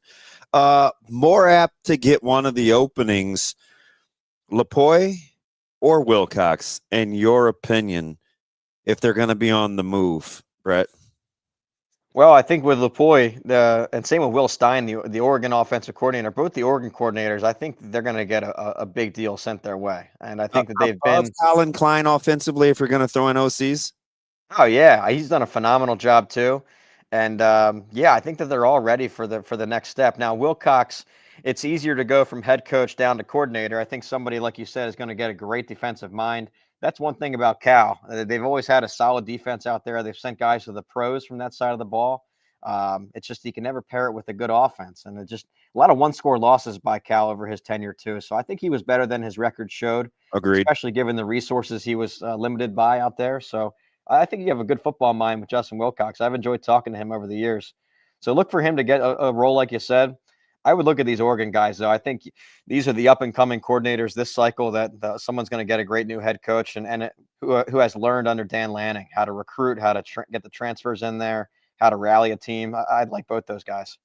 With a guy like Justin Wilcox and kind of the situation at Cal, you think more likely that he takes a high-profile DC job or tries to find another head coaching job this cycle, whether it's Group of Five or somewhere else, with all the dominoes that are going to fall? It seems like there's going to be. I don't even know who all these teams are going to hire. That's what I mean. Like, there's at some point somebody's going to look at Justin Wilcox and be like, hey, is a guy like Manny Diaz still in play? He's got to be, but I'm trying to see it. Help me here, Brett. Yeah, I think Manny Diaz is still alive. I mean, one thing about him, just like Wilcox, he's always got a good defense. He's done that at Penn State. He did that at Miami for years before that. And at Duke, again, a similar deal with Cal where they don't have the most resources, but they're generating some good teams, good defenses. So, yeah, I think they're both candidates. And you're right. It's going to be one of the biggest games of musical chairs we've ever seen. I mean, because there's about 12 Power 4 jobs are open right now. That's not counting the domino effect when those get filled by other coaches. So it's going to be a big round robin of open spots. I don't know. When you're talking head coaching search, I don't know these guys' personal goals and aspirations. Like, if you're Wilcox, would you rather stay in the big game, the big leagues, playing in the Power 4, and maybe be a coordinator on an SEC team and contend for a championship? Or would you more personally want to be the head man and go coach, Conference USA or Mountain West team? So a lot of it is the personal goals of the guy, and I'm not privy to that. So we'll see, but a lot of good candidates. I asked a couple of weeks ago, and I know people kind of chuckled, but let me ask you again. How important is it for Sark to beat A&M this week? Oh, it's important for sure, but the hot seat gets too hot over there in Texas. I mean, he just was fresh off of 2 playoff appearances. I mean, he's had them really strong. I know they were pre-ranked number 1 this year, and this year is certainly a disappointment, but I don't know. There's no job security problem here, and I think it maybe not be as much them how they feel like pushing him, but he is really I listen to him almost every week, and he strikes me as the type of guy that you better appreciate him. You know what I mean? He's given some Dabo vibes recently. He lets you know that. I don't know, man. Sark, just when he talks, it's almost like James Franklin, where I could have seen James Franklin saying, hey, you know what, Penn State, pay me my buyout. I don't need this. I've outperformed this job right now, so I'll go and let me know how that works out for you. I'm not saying Sark is like that extreme, but he does let you know he thinks he's better at that job than maybe the fan base thinks he is when they're evaluating him. That's kind of what I mean. That's a fair point, and I think that he understands his market value. He knows that if Texas were to push him out of there or give him a hard time, he's still one of the best play callers and play designers out there in football. He'll get an NFL coordinator job. Oh yeah, so I think he has the leverage here. And but you're right. I mean, he is known as the offensive guru, the play caller, the quarterback whisperer. So, and his big project, Arch Manning, it did not come out as we all thought it would. So this is a big stage, a national stage. Can knock out your big rival there at home in front of the home crowd. So it is a huge spot. I mean, if he gets Arch Manning and that offense fired up and they upset A&M, I mean, they might as well build a statue out there for him. So we'll see. It's a big spot, but I don't think hot seat. But to your point, I think he knows his value. That is Brett Ciancia, Pick 6 Previews. Brett, appreciate the time as always. Great stuff, and have a happy Thanksgiving. Hey, same to you guys. Happy Thanksgiving, and good luck in the Heroes game, as they call it. And we'll talk next week. Appreciate it. Thanks, buddy. There we go. That is Brett Ciancia from Pick 6 Previews. I need a hero. Let's take a quick break here. I do want to talk about the Sark thing and the Kiffin thing, because there's some awkward situations. Sark will slap your wrists. Yeah. Right. Like there's some awkwardness going on. And Sark will be like, "Hey, better appreciate me." So will Dabo, but they're not doing well. So is that game still a pick'em? Let me see here. Like, I think Clemson, South Carolina is a pick'em. Let me see. I'm trying to figure out how. I'm trying to figure out how Dabo is getting away with talking to people like that when he's. I've got it at 2.5. 2.5 who? South Carolina. Wow. 6-5 Gamecocks. And Or it's Clemson, 4-7 Gamecocks, or 6-5 Clemson. interesting, isn't it? I was like, wow. I'm still not 100% sure Dabo Swinney's the head coach at Clemson next year. I don't think that's a hot take. I think he would. I think he might leave. I would entertain that. I don't think like they're gonna, where these guys just get fed up. Yeah, well, because it's hard. Yeah, and there's like, hey, if you don't want me, somebody else does. Because somebody else would take him for sure. You know how many openings there's going to be? But that's what I mean. Like there's some of these jobs that would fall over themselves to hire Dabo Swinney. Yeah, I'm just curious because I think it's changed. I think it's always been important. People just haven't talked about it. And Lane Kiffin might be in this discussion too. What's a peace of mind worth? And if it's substantial, would you go somewhere else with a lesser microscope just to have it? That's a good question. Let's take a quick break. We'll tackle that. Some of these coaching carousel hot seats and whether or not these guys have peace of mind coming up next. That's DB. I'm Ravi Lulla. It's Hurrdat Sports Live. The Black Friday sales event is on at Edwards Hyundai. Give thanks and get driving. Lease the 2025 Hyundai Tucson SE all-wheel drive starting at $269 a month. Built to make every mile smarter. Or step up to the 2026 Hyundai Palisade SEL Convenience all-wheel drive. Lease starting at $389 a month. Room for everyone, comfort for every trip. Don't miss these Black Friday savings. Hurry to Edwards Hyundai before they're gone. Learn more at edwardshyundai.com.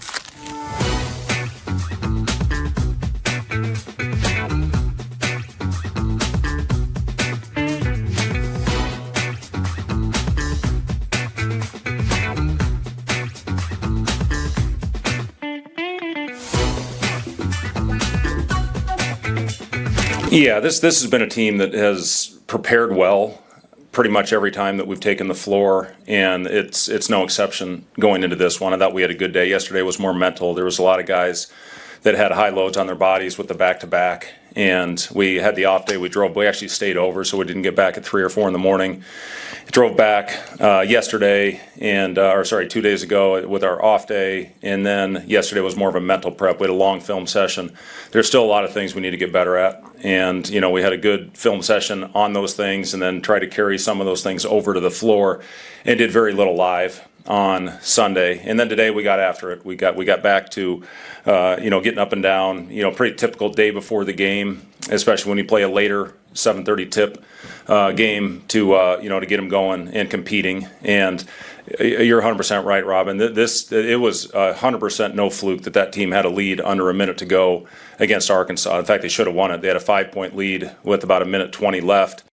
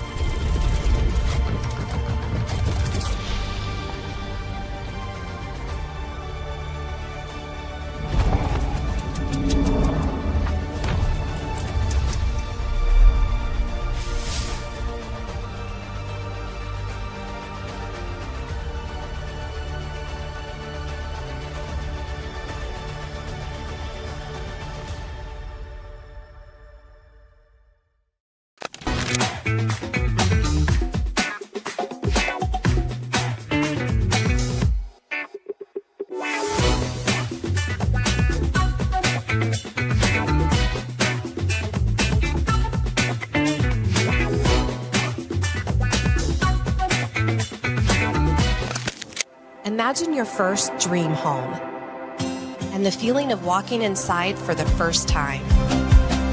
With Centris Federal Credit Union's first-time home buyers program, you are at the doorstep of bringing your vision to life.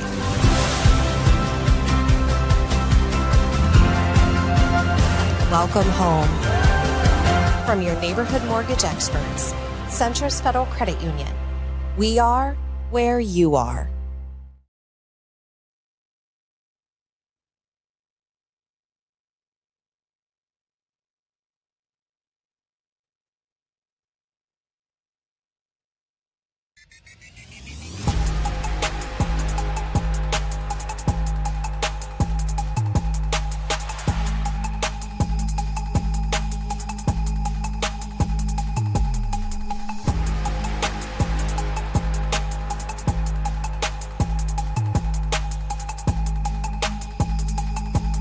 Welcome back. Hurrdat Sports live, presented by Centris Federal Credit Union. That's DB. I'm Ravi Lulla here at Hurrdat Sports headquarters, not bar and grill. Waiting for me. Listen, that's a Sasha deal. I don't know what anybody's talking about.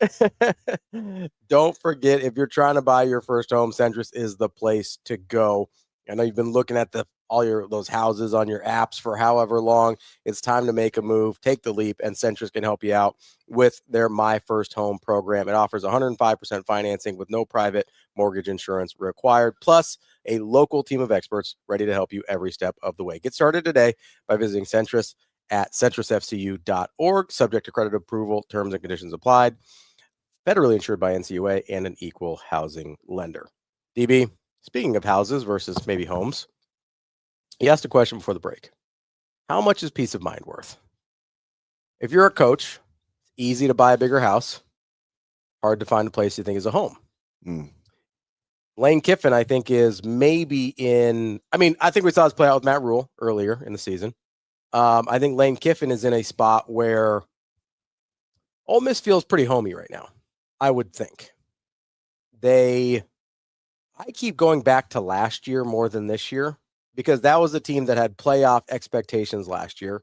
They failed to meet those expectations, and there wasn't nary a whisper of hot seats for Lane Kiffin. He said nary.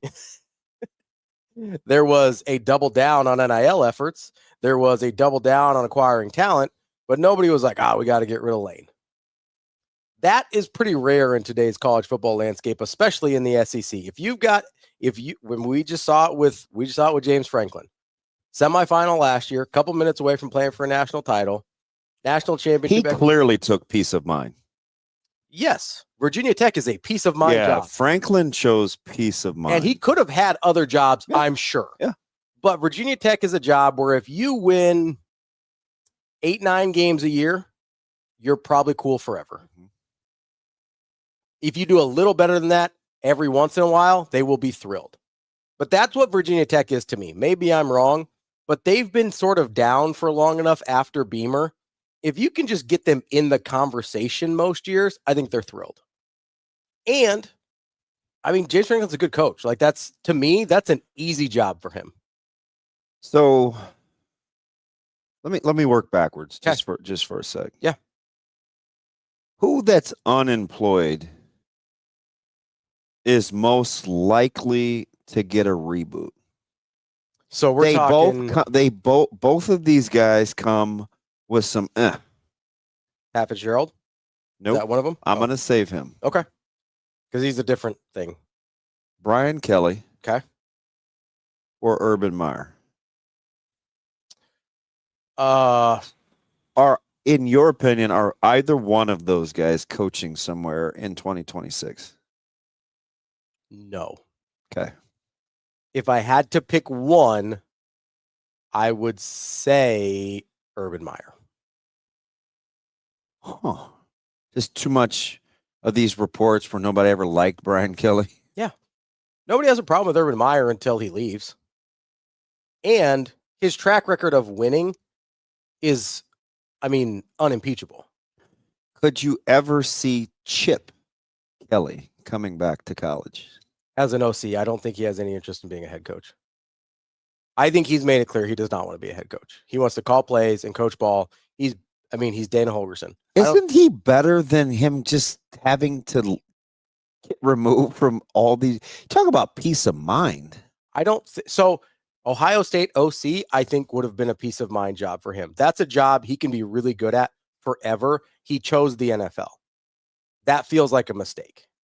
I mean, it certainly looks like a mistake now, but even at the time, right? He's always going to have all the toys at Ohio State. Mm-hmm.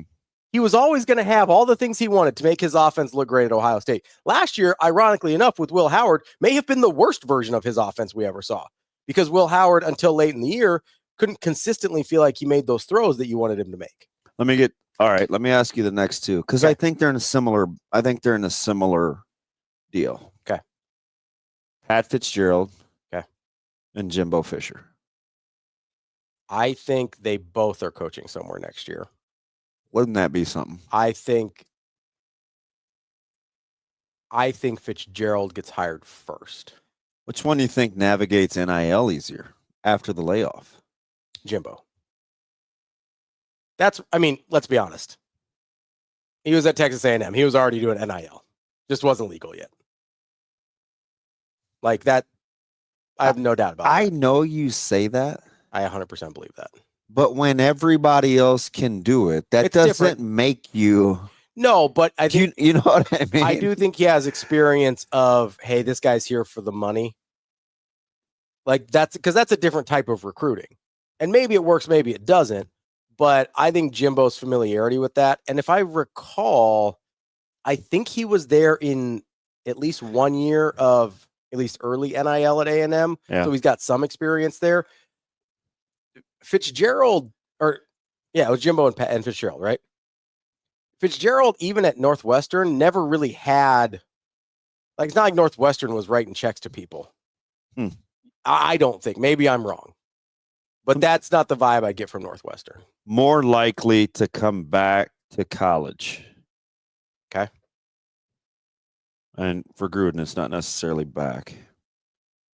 Gruden or Dable? Ooh. I don't think Gruden ever coaches again. I really don't. Just life's too good, getting packages, getting paid a ton of money. So you want to talk about peace of mind? Who's got more peace of mind than John Gruden? Yeah, but he just strikes me as a coach. How long's he been out, though? He's been out for so long. I get it. I mean, I'm sure he has had opportunities to come back at some point. I don't think he's been in exile. And I get it, Josh. And here's the thing about LSU. You got to take it one step further, Josh. Not only have they fired their last 4 coaches, 3 of them have won national titles. Yeah, so they fired Les, Ed, Brian Kelly. Who am I missing? Well, that's 3. Yeah. So they fired the last 3 coaches because they didn't fire Saban, right? So they had it's just Les, Ed, and then was there somebody between Les Miles and Ed Orgeron? There wasn't, was there? Go Tigers. I think it's just the 3. Okay. But your point is fair that 2 of those guys won national championships and got ran out of town. So but I also think you can make the argument that LSU is the best job in the country. Cactus Jack, I'm with you on Northwestern and Braun, but Braun is the perfect example of peace of mind versus fiscal security. Yeah. I mean, Braun's got a really, although I was, and you know this because I said this. He was on the hot seat last year. And I couldn't believe it. And he was sort of that guy's really good. He was coach of the year. What are you guys mad at? And he was on the hot seat. And then he was good again. Coming into this year until he was good again. I don't know if Northwestern is a peace of mind job for David Braun. I really don't. Seems like a good fit to me. It might be a good fit, but that doesn't mean everybody recognizes it. Are you surprised these guys are like, so do you know why I asked the question? Sure. Because these guys are getting they're like signing extensions at their current school. Like they know they rather deal with the problems that they know than inherit new ones that they don't know for more money. It's the devil you know versus the devil you don't, right? I've never heard of that, but I'll rock with it. Really? Oh. I do think it's hard, right? Because to get to this point in, like Cignetti's a good example of this. To get to this point in their lives, these guys have to be really ambitious. That's part of it. And so when Matt Rule says, I had never really thought about, my dream wasn't to be an NFL coach, it was to be a college coach. But when the NFL comes calling, the ambition sometimes gets the better of you. You're like, oh, I can go coach in the NFL. I can coach at the highest level. Like, even if you know deep down that you're a college coach. But do you know what's interesting, though? What's that? Like, being a college coach is harder than being an NFL coach. I agree. I think it's been that way for a while. It's certainly more so now. I think that being a college head coach is as hard as it's ever been. And I think it's been harder than, I think since the advent of recruiting sites, and there basically has been no off season in college football for 20 years now.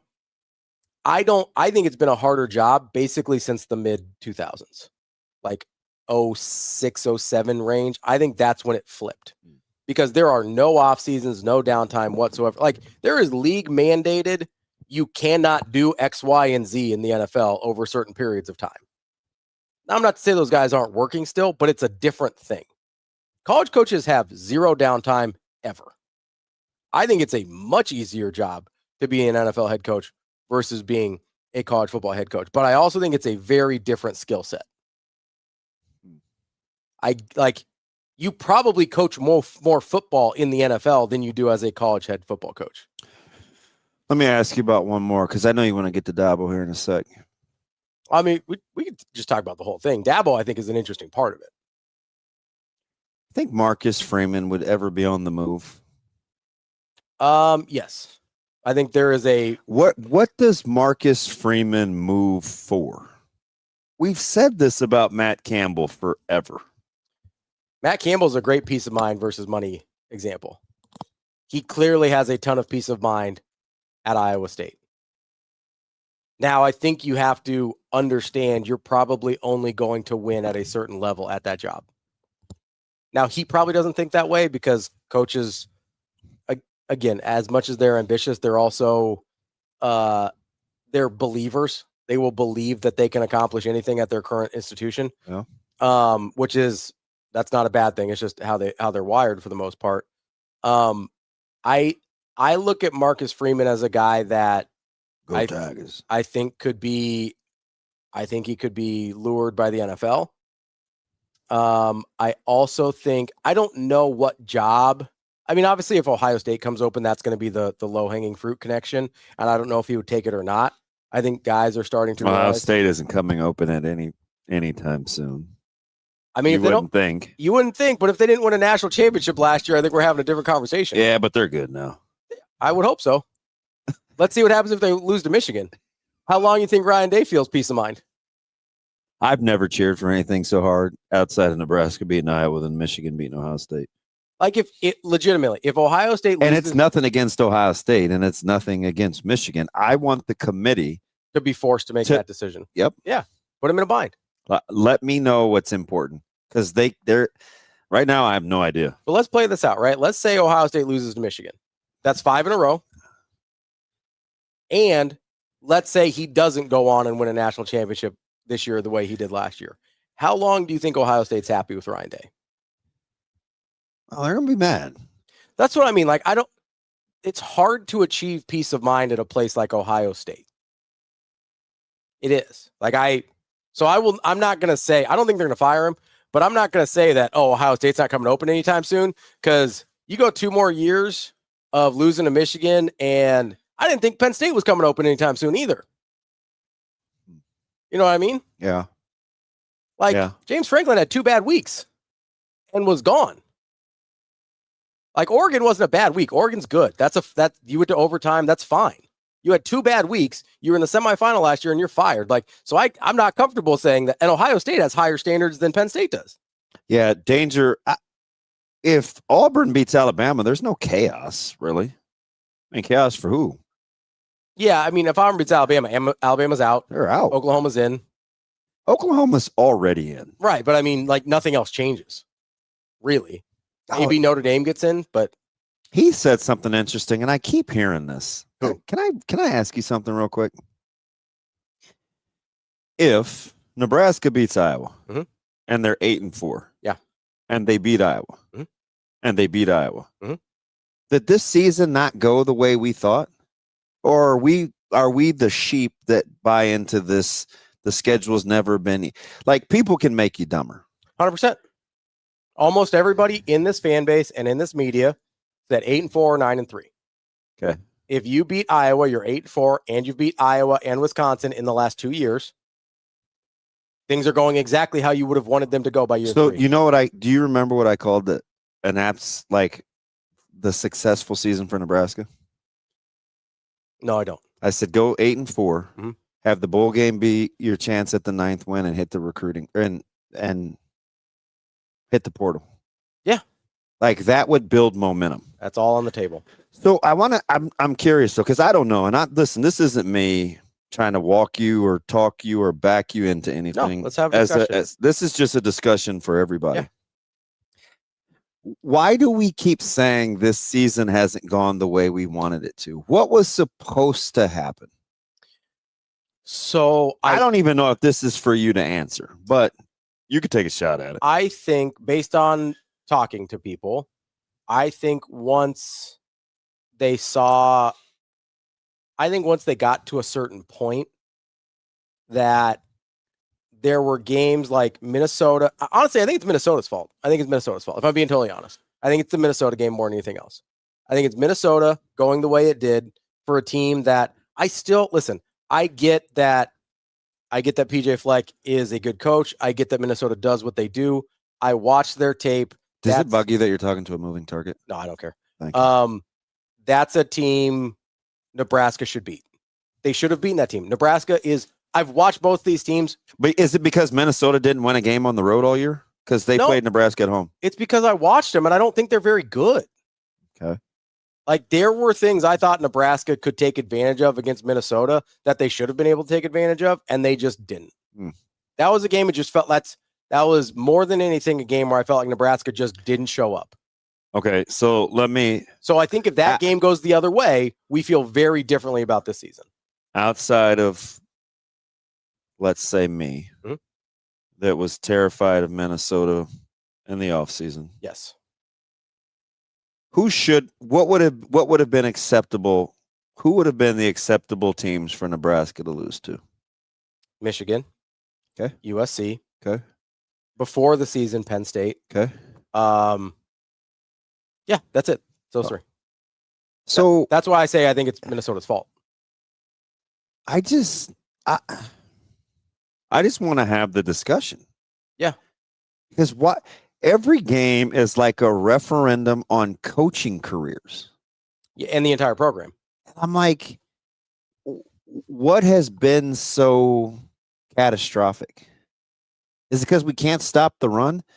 Yeah, None of you guys killed this guy for 5 months over the defensive line. Okay, they can't stop the run. You guys aren't surprised because you know everything. Well, and here's the thing, even with the inability to stop the run, going into Penn State, they were still top 30 in basically every defensive category except rushing yards per game. So are we doing this because we're assuming Nebraska loses to Iowa and then doesn't win the bowl game? I think we're doing this because we are. And I'm literally just talking. I'm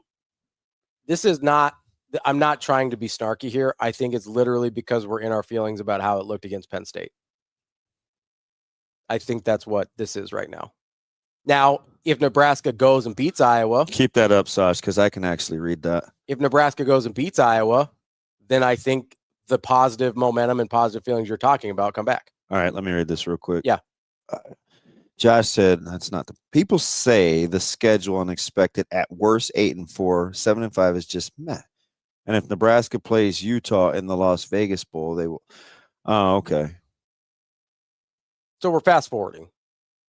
But at least I know. Yeah, that's fine. Because listen, I'm not going to tell you how to think. I just want to know why you think that way. I think we're fast forwarding. I think we're in our feels about how it looked against Penn State. So we looked at the bowl. So somebody must have come out with bold projections, and I'm sure I haven't looked at them because I don't think it is helpful at this point. Okay.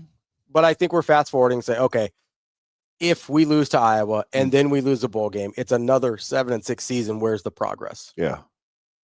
Yeah. Okay. On the other side, which to me, and listen, I understand. I will feel differently about. I'm 100%. I know you think I favor Kobe, but I don't. I'm 100% with that comment right there.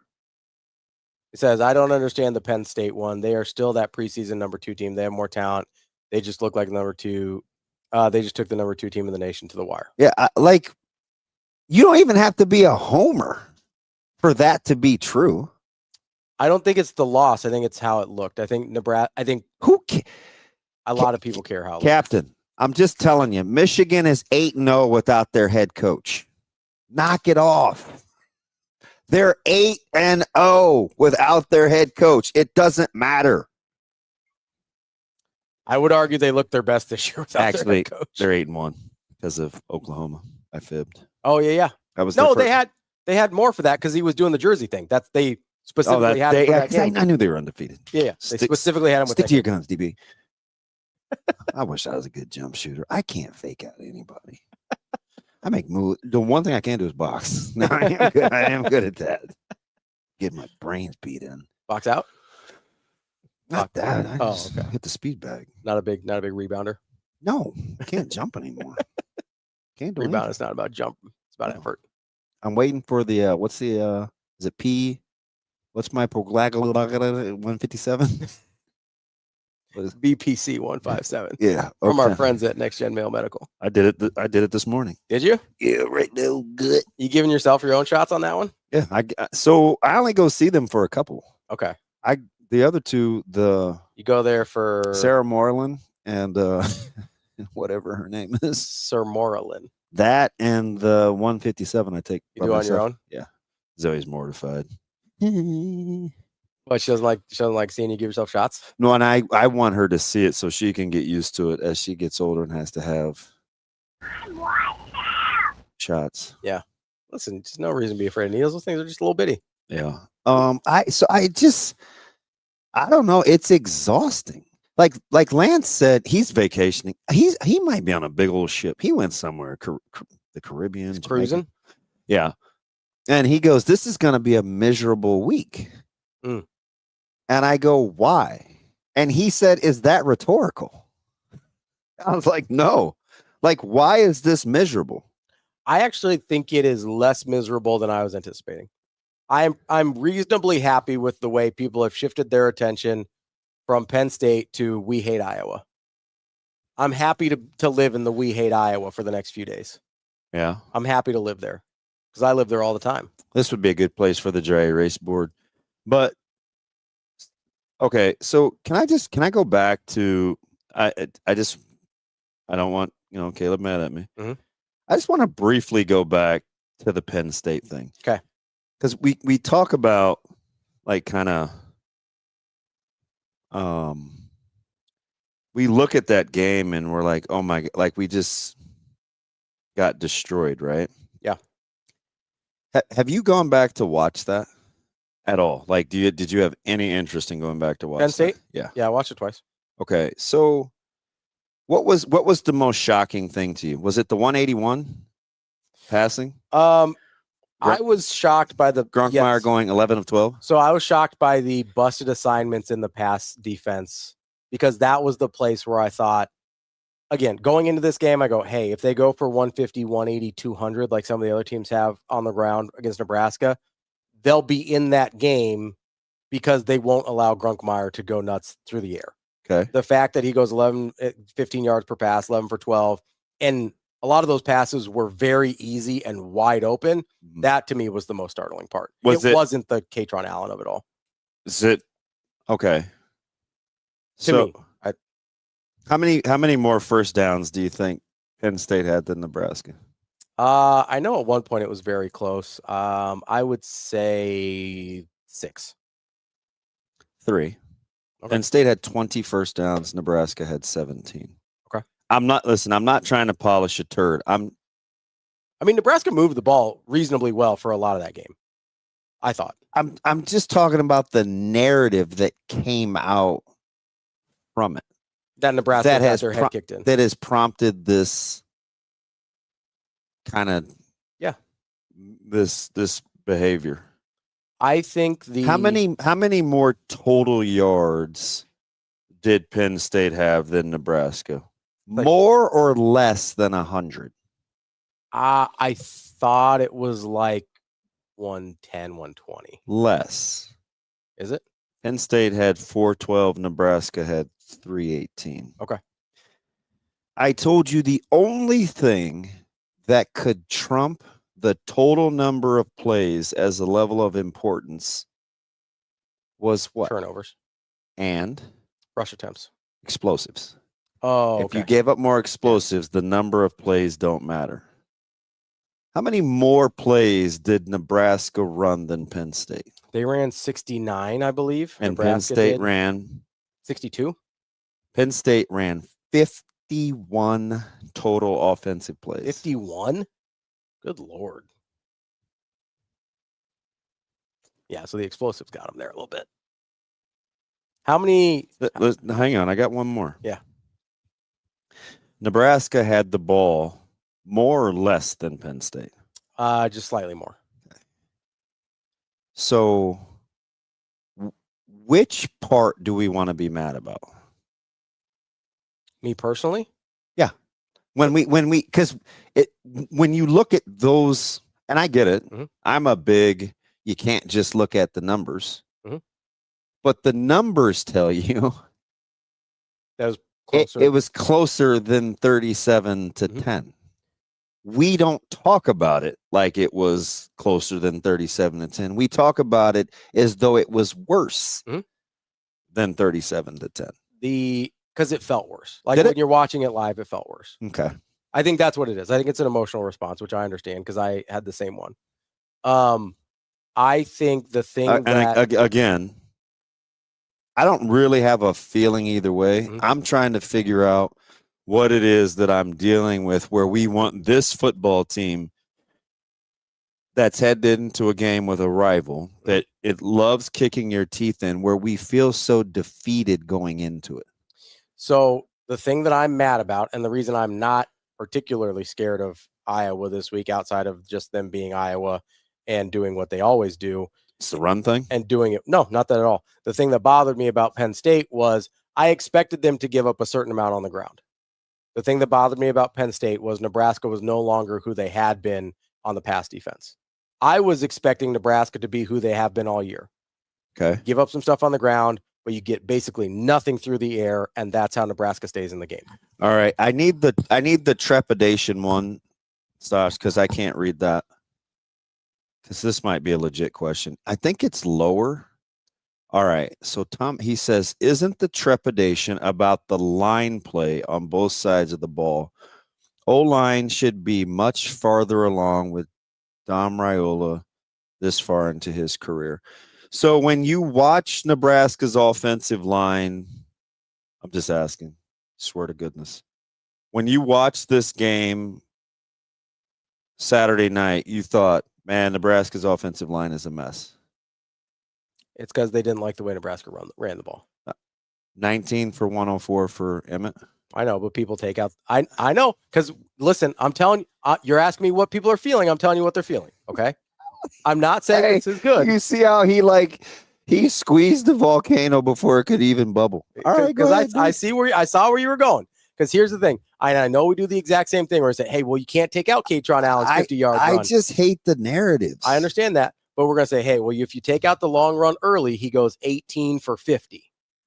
Right. And we don't like the way it looked where he's going 2 or 3 a pop instead of 5, 6, or 7 a pop. Right. So I think we ignore the fact that the pass pro was really good, even though Penn State knew that a true freshman quarterback was going to have to drop back and pass with a backup right tackle, by the way.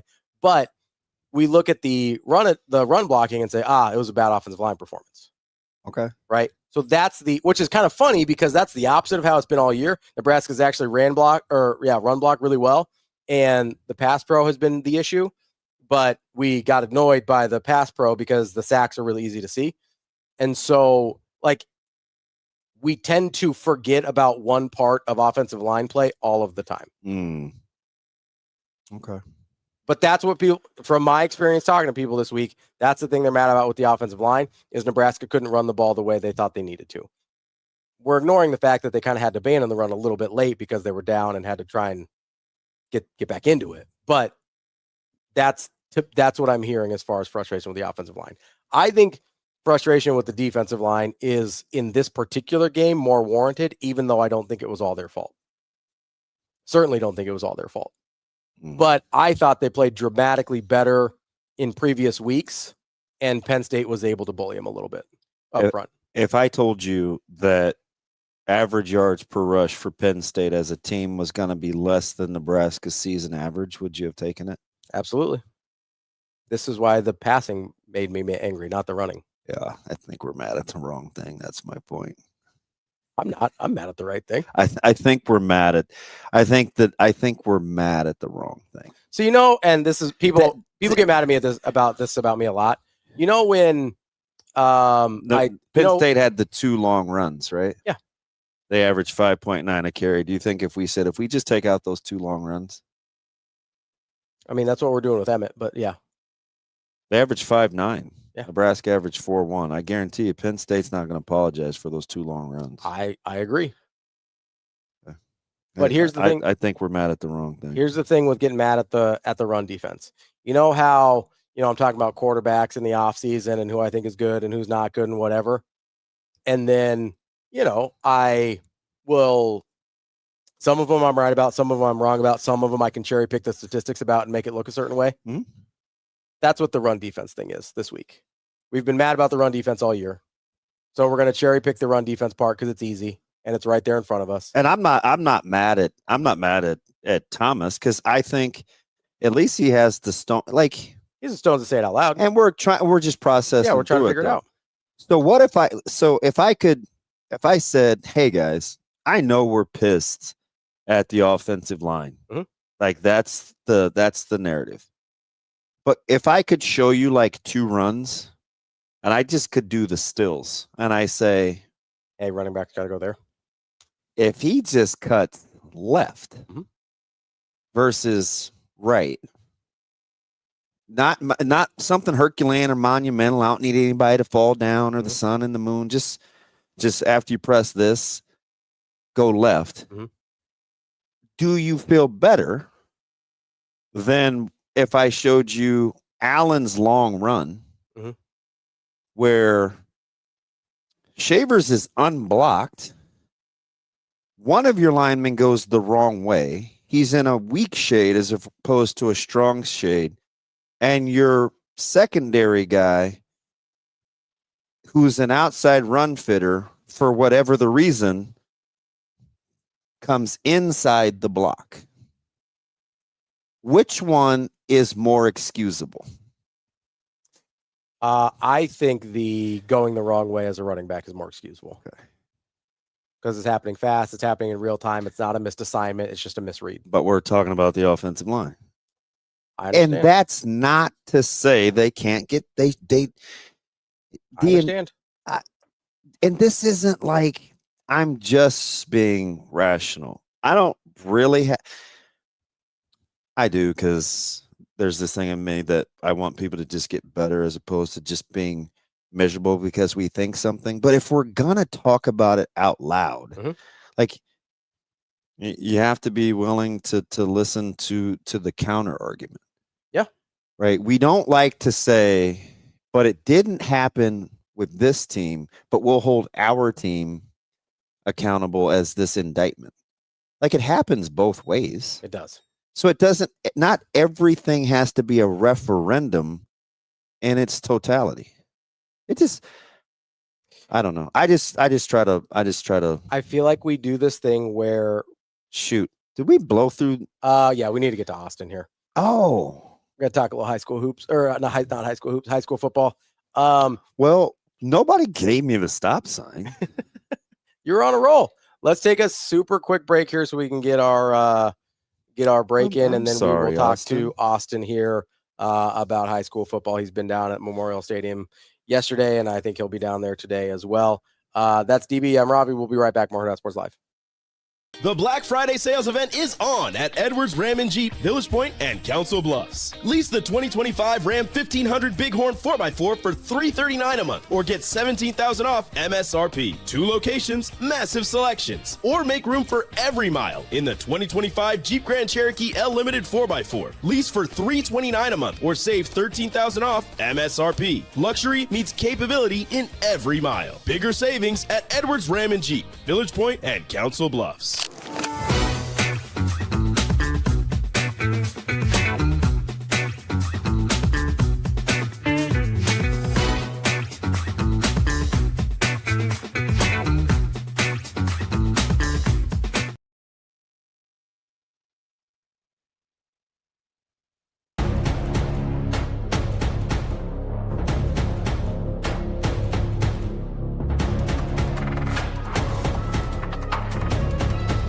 Welcome back to Hurrdat Sports live at PBM. Ravi, Lulla. You heard us talking earlier about our friends over at Next Gen Medical. Give them a call, 402-614-9700. Whether you're a big tough guy like DB and give yourself your own shots, I'm not, or you need them to help you out with the shots as well. Whatever you need to get feeling your best, Next Gen Male Medical has you covered. I've been feeling great since I started going over there, and they're helping me out with losing weight and feeling refreshed. Make sure you give them a call, 402-614-9700. We are joined now by our friend, our colleague, and apparently Jimmy Neutron, not an owner of sunglasses, Austin Jacobsen. What's going on, bud? I'm getting attacked by the sun out here. And I sat here for 10 minutes listening to you guys yap about the run game. And you're like, hey, make sure we're on at 9. I need you at 9. And here we are. But listen, if you feel like we're yapping, go take your little Marion cell phone over and cover some high school football, buddy. Like we're here right now. I've got my Sydney hoodie on. I'm excited. The Red Raiders are in Sydney or in Lincoln for the first time, Memorial Stadium. They're playing a juggernaut, but you can always root for your hometown and your home team. So this is going to be a good day. It's going to be a good day, and we've only got 3 high school football games left, so there's no better place to be. How's the wind? That's always a tricky thing at Memorial when the weather can be an illusion, and then you look at the flags, and it never does what it says. Yeah, down on the field, and you know this, DB, like down on the field, it's really not as bad as what I think the wind will affect, like the fans, and if you're walking into the stadium. The only person it's really going to bother maybe today is Jet Tamala, because most of these teams that are going to be out here are going to be running the football, at least for the first 2 games. So I don't think it'll be as big of a factor necessarily, but maybe especially in that late game when the sun sets, it'll get a little bit cooler out there. So that's really kind of maybe the biggest win factor is just how chilly it could get, but nonetheless, I don't think it's going to affect too much of what people want to be doing today offensively. Let's go back to yesterday real quick before we start previewing today's games. Obviously, you got an incredible shootout with the Why Not game. Got a pretty solid Class B game as well. What was the highlight of the day for you? 131 points in the Class D2 game. I mean, that was... we're talking about a state playoff Class D2 record for points scored in a game. And then on top of that, too, you've also got the Class D2 championship game point record. You had another record tied with Devin Brummer throwing 7 touchdown passes in the championship game, another D2 playoff record. And Gage Hedstrom almost tied the record himself, too. We were actually on record watch for him first because he had 5 passing touchdowns through 3 quarters. It was an incredible effort. And the way that scoring went, the game went like 3.5 hours. It was the perfect encapsulation of 8-man football at its finest. And credit Why Not, because their balanced offensive attack proved to be kind of the difference maker against the best player in 8-man football, in Gage Hedstrom. It was a fantastic game. I think a memory that will always last with me, though, is just seeing that Waverly side and all the fans that were out there. What an incredible scene. And Damon, you probably actually had the best view of it because you were up here in the box looking down upon it. You could have committed highway robbery at every house in Waverly last night because nobody was home. It was an incredible venue. I was floored. I thought that was the most understated thing of the day was that whole side, that whole east side. It was like blacked out. I mean, outside of the fringe on the outside of the main seating area, that whole place was raucous. And I don't know, there were so many cool things. I get the Hedstrom thing. I do. He was incredible. And I mean, anytime you have one guy that amasses close to 4,000 yards, and believe me, I watched almost every game that I could. That's incredible. But there's a lot of really, really good individual players kind of in that deal. If I gave you the all-time or the all 2-day underappreciated list, I mean, Brummer's got to be on there somewhere, doesn't he? Of guys that are pretty good, but like don't get nary a mention. He was I'd put yesterday, and all I could talk about was Cook, and rightfully so. But Brummer was pretty sweet. I'm definitely going to Why Not. Yeah, I'll tell you what, Brummer was great. I talked to him after the game. You can check it out like on our preps page, and it was very funny to hear him say that the basically game sealing touchdown where he found Cook in the corner on his rear end, that he had said that it was between him and God that found it, and the Blue Devils beat the private school. So I found that very interesting quote to be able to kind of piece that all together. The whole Saints and Blue Devils thing. That was. But I will say, of underappreciated players, maybe in yesterday, Wes Biltoft of Sandy Creek was phenomenal as well. He was legit. A couple of big plays. They used some different end arounds with him that kind of broke the game open early. And Crofton was going to be able to compete in that game. But I mean, when you go 7 for 7 in your first 7 drives, all touchdowns, and you get the 2-point conversions, there's not a lot that you're going to be able to do as an opposing team to be able to keep up with that, unless you are just, if you have that many horses in your stable. And unfortunately, Crofton didn't, but Sandy Creek's got weapons, man. And they're going to be right back here again next year because they're young. And that is a dynasty waiting to happen, especially in Class D1. Yeah, everybody keeps telling me the 8th grade Shaw is the best Shaw of the bunch. So if that's the case, yeah, that's because those guys were sophomores and juniors. And Seeley, I told you, I thought he was pretty good on tape. And I wondered how they were going to simulate how he ran that offense. He was even better in person, and his expression never changed. I don't care what the score was. He was the exact same. He's going to be good.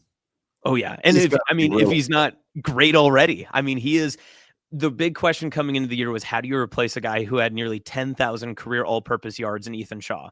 And Seeley came in here and arguably has already put Shaw back to the bench, saying, maybe I'm the best Sandy Creek quarterback of the past 2 years. And he was a phenomenal player last year as a receiver for a state championship team. They repeat with him at quarterback. And I mean, they'll go as far as he can go over the next few years. I'm just curious to see how they're going to do their scheduling for the next few seasons, because to get back to Lincoln and 8-man, a lot of times it's, how do you schedule to get your, PowerPoints right so you can host and you can be one of the top 2 seeds so you're not traveling far?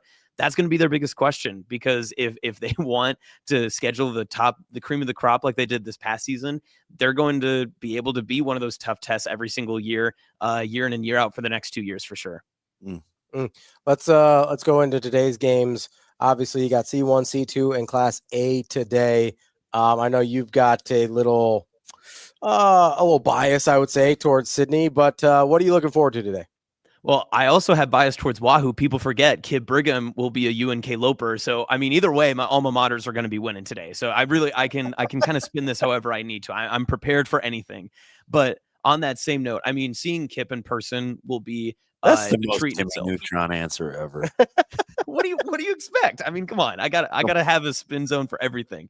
But seeing Kip Brigham and this Wahoo team, I mean, this is a generational run for Wahoo football and for just impactful Class C1 and just dominant teams in the NSAA and Nebraska high school state history. So I think it's kind of the same conversation I've had in Class A as well this past year, that it's okay to say that we can celebrate the greatness that are some teams and some players. And I think that that's one thing that we can do today, regardless of what happens in C1. There's great stories on both sides. Obviously, Sydney is traveling all the way out west, or the furthest team that has to travel to their state championship game in football, and they're going to bring the entire town. The whole Cheyenne County is going to pack that west side of the stadium. But on the same note, if Wahoo does what Wahoo has done all season long, no one should bat an eye, and everyone should really pat them on the back and appreciate the job that they have done in 3 straight finals, back-to-back champions if they were to win today, and the dominant run that they've had this season. I think that that's really the treat, at least in C1. So Austin, I'm torn because I want to ride with you, right? The whole Sydney thing, but I had breakfast in Wahoo a couple of weeks ago, at BIC, and it was unbelievable. So I feel like it's a toss up for me in my fandom. But I do have a buddy, and he shall remain nameless. But our kids played together in 5th, 6th, and in middle school. They're the same age, so this was a while ago. And I remember they were in middle school, and he said, he's like, DB, I'm telling you, the shift is coming. Wahoo Public is getting ready to change things. That was almost 6 years ago, and it was 6 years ago, a little more, and he was spot on. Like, he saw this thing coming as a member of the Wahoo community, and he called a shot. Like, so I think a lot of people thought this may happen, but did you see it happening like this? Well, not to this dominant level. And as talented as they are at pretty much every skill position, and especially across their trenches too, I think, which is a very underrated part of how good Wahoo is, that they win up front every single game, and then their athletes take over and make you look foolish and silly on the back end when they're game-breaking runs and game-breaking throws. But their depth is just so phenomenal that they've got kids that are willing to be a part of the program and say, you know what, it's not my day every single day, but I'm willing to make the big plays when called upon. And honestly, this past season, they've played a lot of top 10 teams in a lot of big games, and they have always stepped up and just put a foot right into the throat of their opponents every single time. So if it's at the starter level, the backup level, even the practice level, I'm sure that Wahoo area is just fully committed to success in football. And it's not just public. I mean, how many coaches have we talked to, DB, between the two of us, that have said there's something in the water in Wahoo, whatever I have to do to get that Wahoo water out here between Bishop Neumann and Wahoo Public? Like, you're talking about two programs that are the epitome over the past 3 years of dominant football. Speaking of dominant football, you got the Class A game tonight as well, Millard South and Papio South.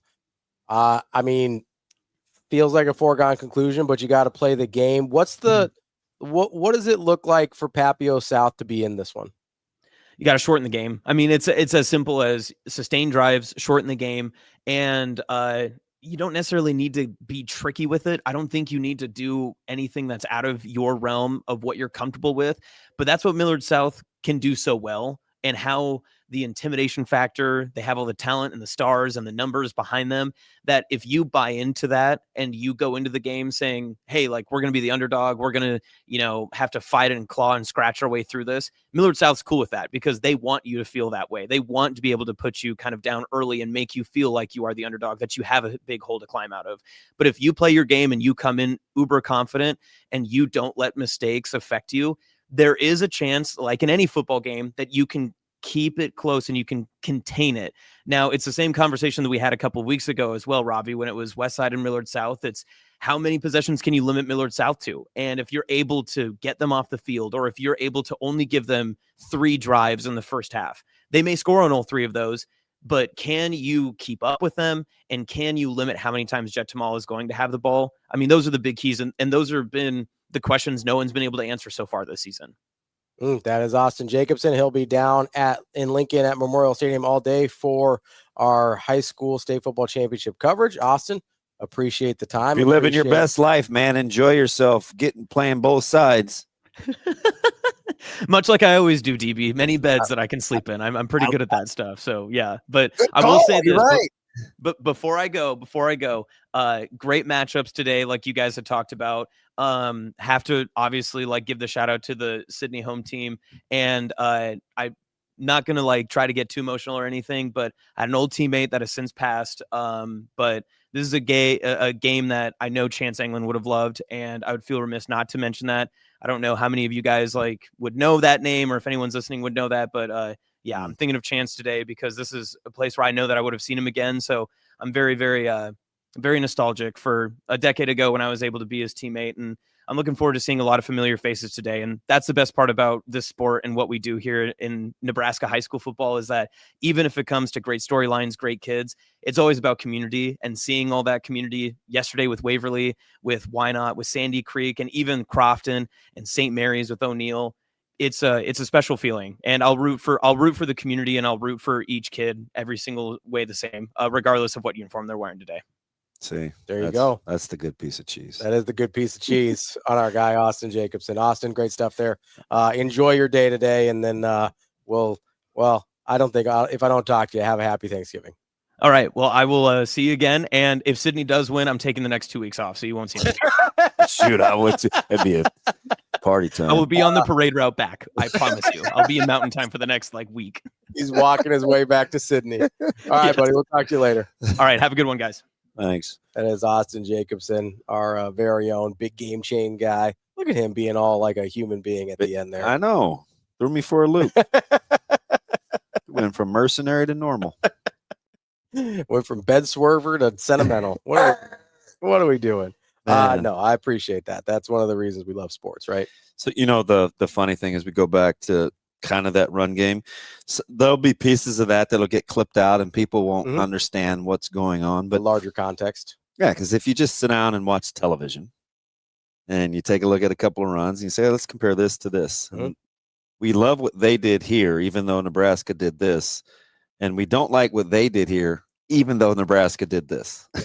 I guess that's the whole fandom thing. Yeah. But not everything has to be a referendum in its totality as you're trying to coach and win. It's just different perspectives. It is wild though. But I learned because I was curious. I was like, wow, everybody's just out, huh?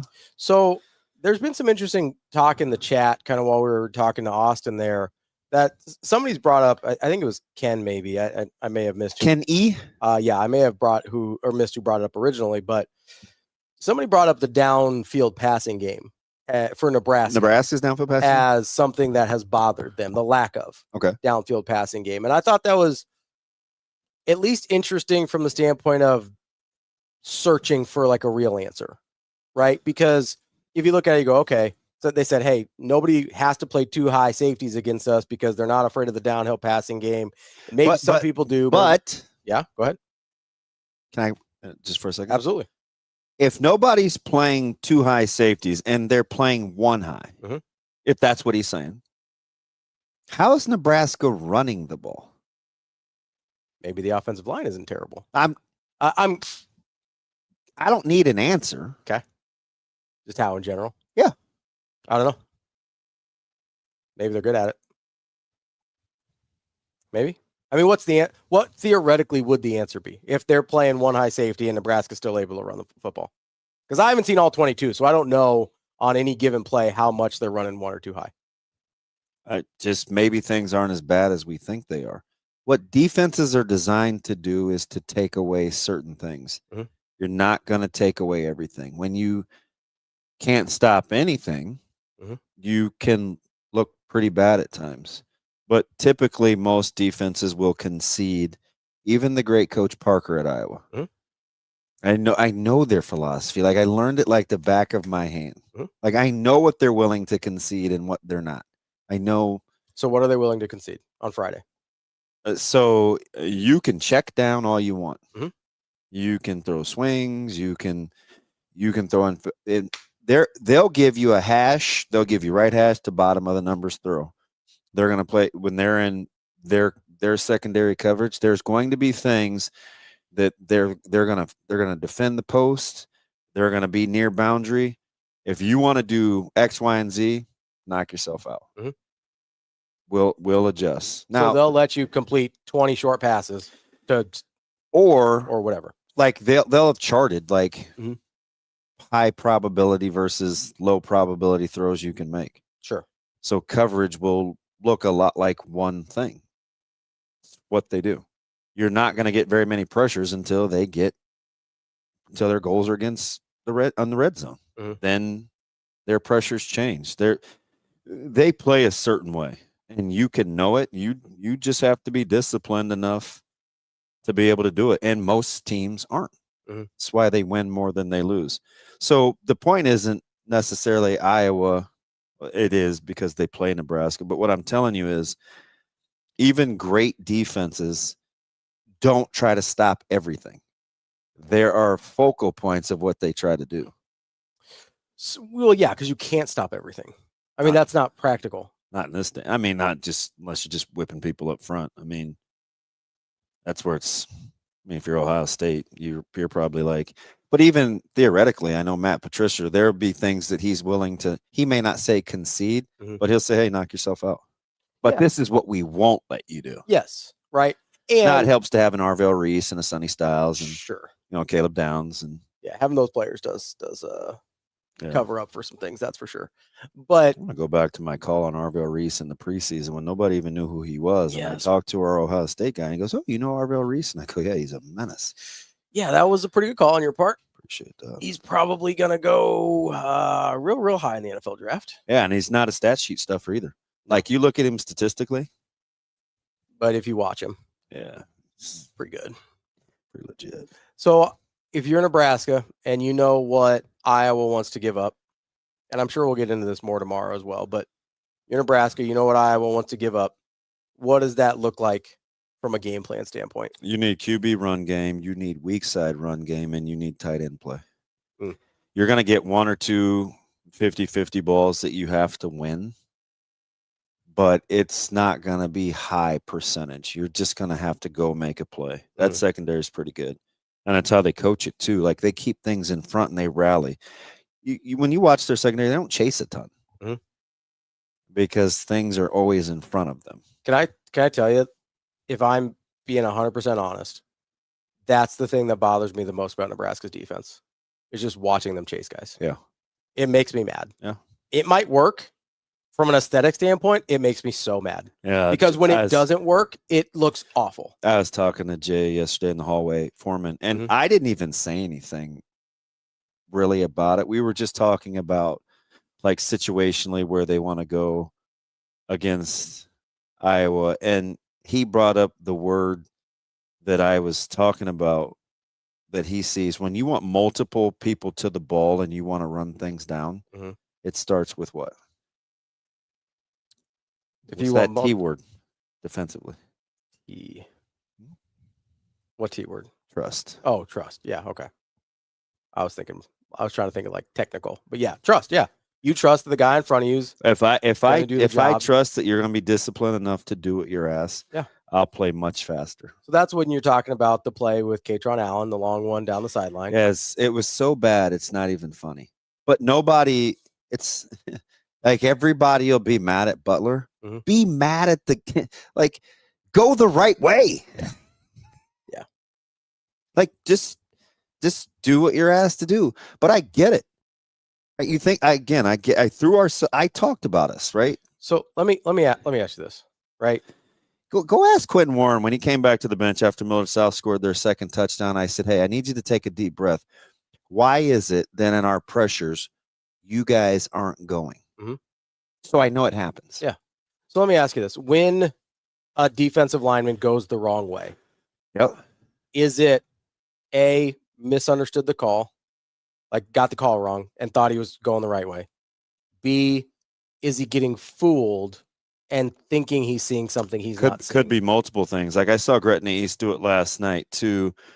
They had a hard time when Waverly lined up a certain way. They'd use H-back tight and they go to a 2-by. And Waverly would just run toss and they'd speed sweep this thing to the edge. Well, what Gretna decided to do as opposed to just taking it on, like they moved towards it. So there's probably a call, and we would do this. We can move the nose, or we could scheme the way that we want to go, but you have to have the triggers. So when I could say, hey, when they motion to a 2-by and they're in a jack set, I'm just using the verbiage. What it is isn't important. When they use the 2-by and they motion to a jack set, send the nose and the tackle that way. So the motion is your trigger. Yeah. Okay. Now sometimes when you're sight based and you sight adjust, then you can misread it. It's not a pre-snap call. So which is why what's Penn State do? I told you their pre-snap shifts were going to be critical because you have to be there. So if I see two guys here and then they motion to go here, there's a reason that Penn State played it that way. Nebraska does a lot of sight adjusting. Even with those slice calls that I talked about in the secondary, that's communication between my wall guy, my low hole, my corner, and my safety. Everybody's got to be on the same page, and you have to do it real time. So, again, Are there things that Coach Butler could do different and better? Yeah. Do I think situationally there were some calls like, listen, those are cover 2 beaters. You've got to adjust. And maybe he's saying, hey, it's site based. We're going to pattern match. He may say, I don't know what he would say. Yeah. But I'm not just going to say, hey, it's just not players doing what they need to, because sometimes you have to play it in such a way where you limit your margin of error. So is there, sometimes you have to, it's a sucky feeling, but sometimes you have to play in a way that gives you the least opportunity to make mistakes. So in that instance, it's hard to play like that because you feel like you're on your heels. Would it be like fewer side adjustments and like, hey, this is the call, execute it? Or like, what does that look like? Yeah, but what happens is then they can catch you out of sorts. Yeah. Right. I mean, there were a couple times Penn State would just motion and out leverage Nebraska. So you said that on the broadcast, right? It was driving me crazy. And that was the thing that was making me really, really mad.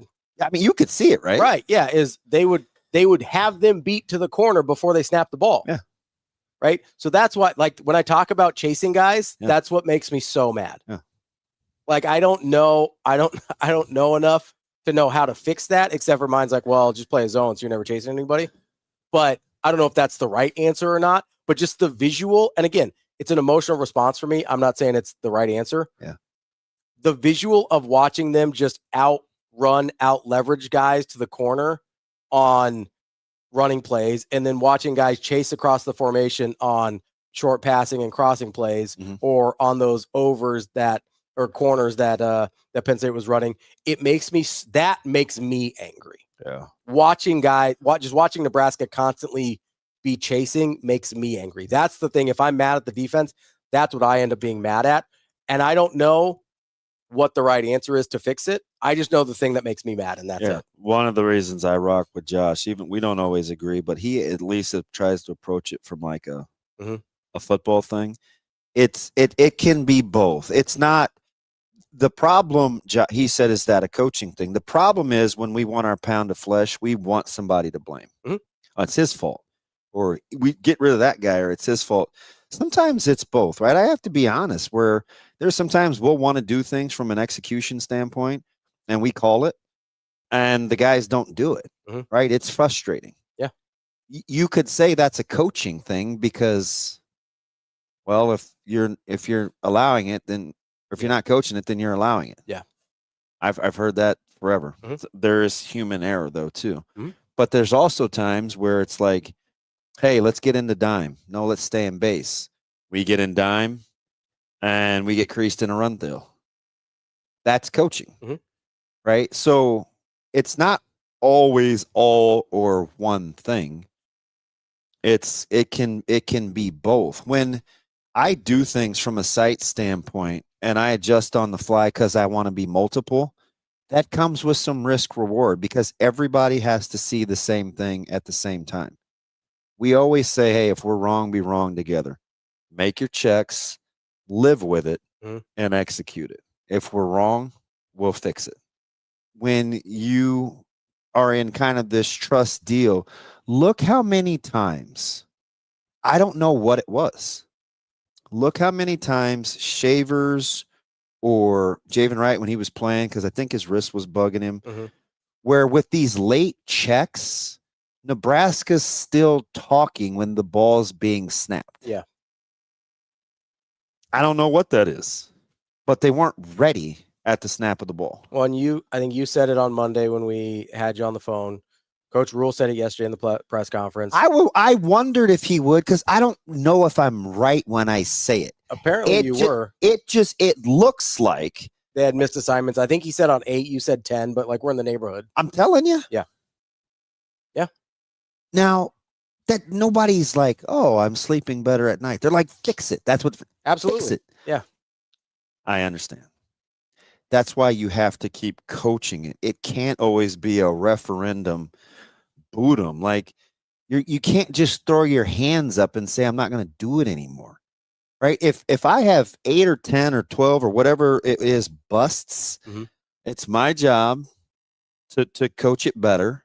And it's your job to do what you're told. I hope that the distance between those two things isn't that Closes. great.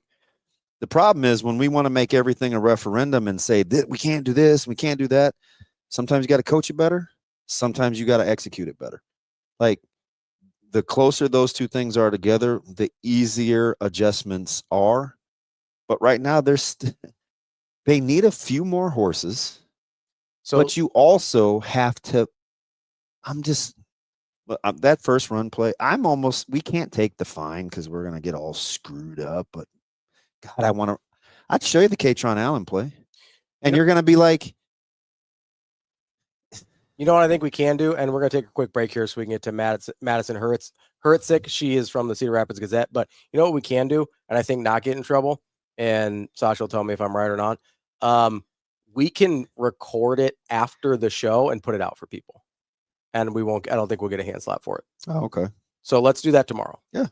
Let's do that tomorrow. You tell me if you think that's scheme or execution. Okay. We'll get the Katron Allen play for tomorrow, and we'll dice it up the way only DB can, and we'll record it for you tomorrow so that we can. That's also true too.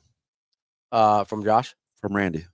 Sometimes it's down. Yeah, that is a thing. Let's take a quick break here. We will get to Madison. We're going to preview Iowa. She's from the Cedar Rapids Gazette. That's DBM Ravi Lulla. Let's Hurrdat Sports Live. The Black Friday sales event is on at Edwards Jeep, Village Point, and Council Bluffs. Lease the 2025 Jeep Wrangler Unlimited Sport S 4x4 starting at $359 a month, or take $10,000 off MSRP. 2 locations, massive selections. Or get behind the wheel of a 2025 Jeep Gladiator High Tide 4x4. Lease starting at $299 a month and get a $1,500 gift card back. Truck muscle, Wrangler Spirit, bold selection. Bigger savings at Edwards Ram and Jeep, Village Point, and Council Bluffs.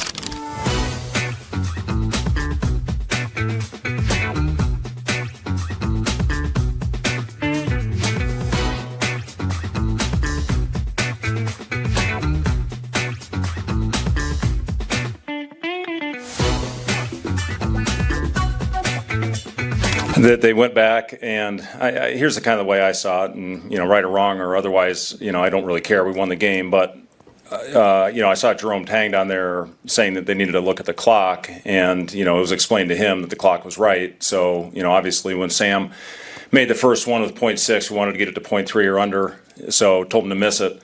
And it changed the strategy for sure. If there was time over a second on the clock, we would have had to make it. That prevents, a Christian Leitner shot to send the game to overtime as opposed to losing the game. So, I'll talk to Terry Oglesby about it and, just see what the right call is. But, learning moment for everybody in that situation to, make sure you get it right heading in there, because it did absolutely change the strategy of those free throws.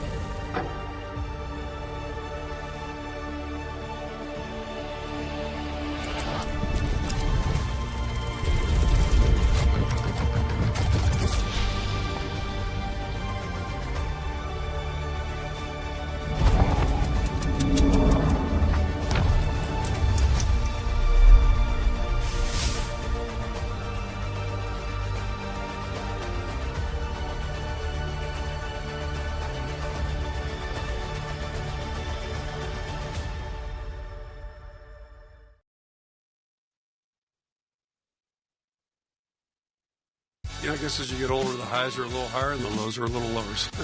And I thought today we might be on one of those lowers. So, but it's just happy for the guys. Yeah, it's, you talk about doing things a certain way, but then for guys to go out and do it, especially when it's tough, it's incredible. So, yeah, it makes you feel good. Kind of like being a dad, one of those deals.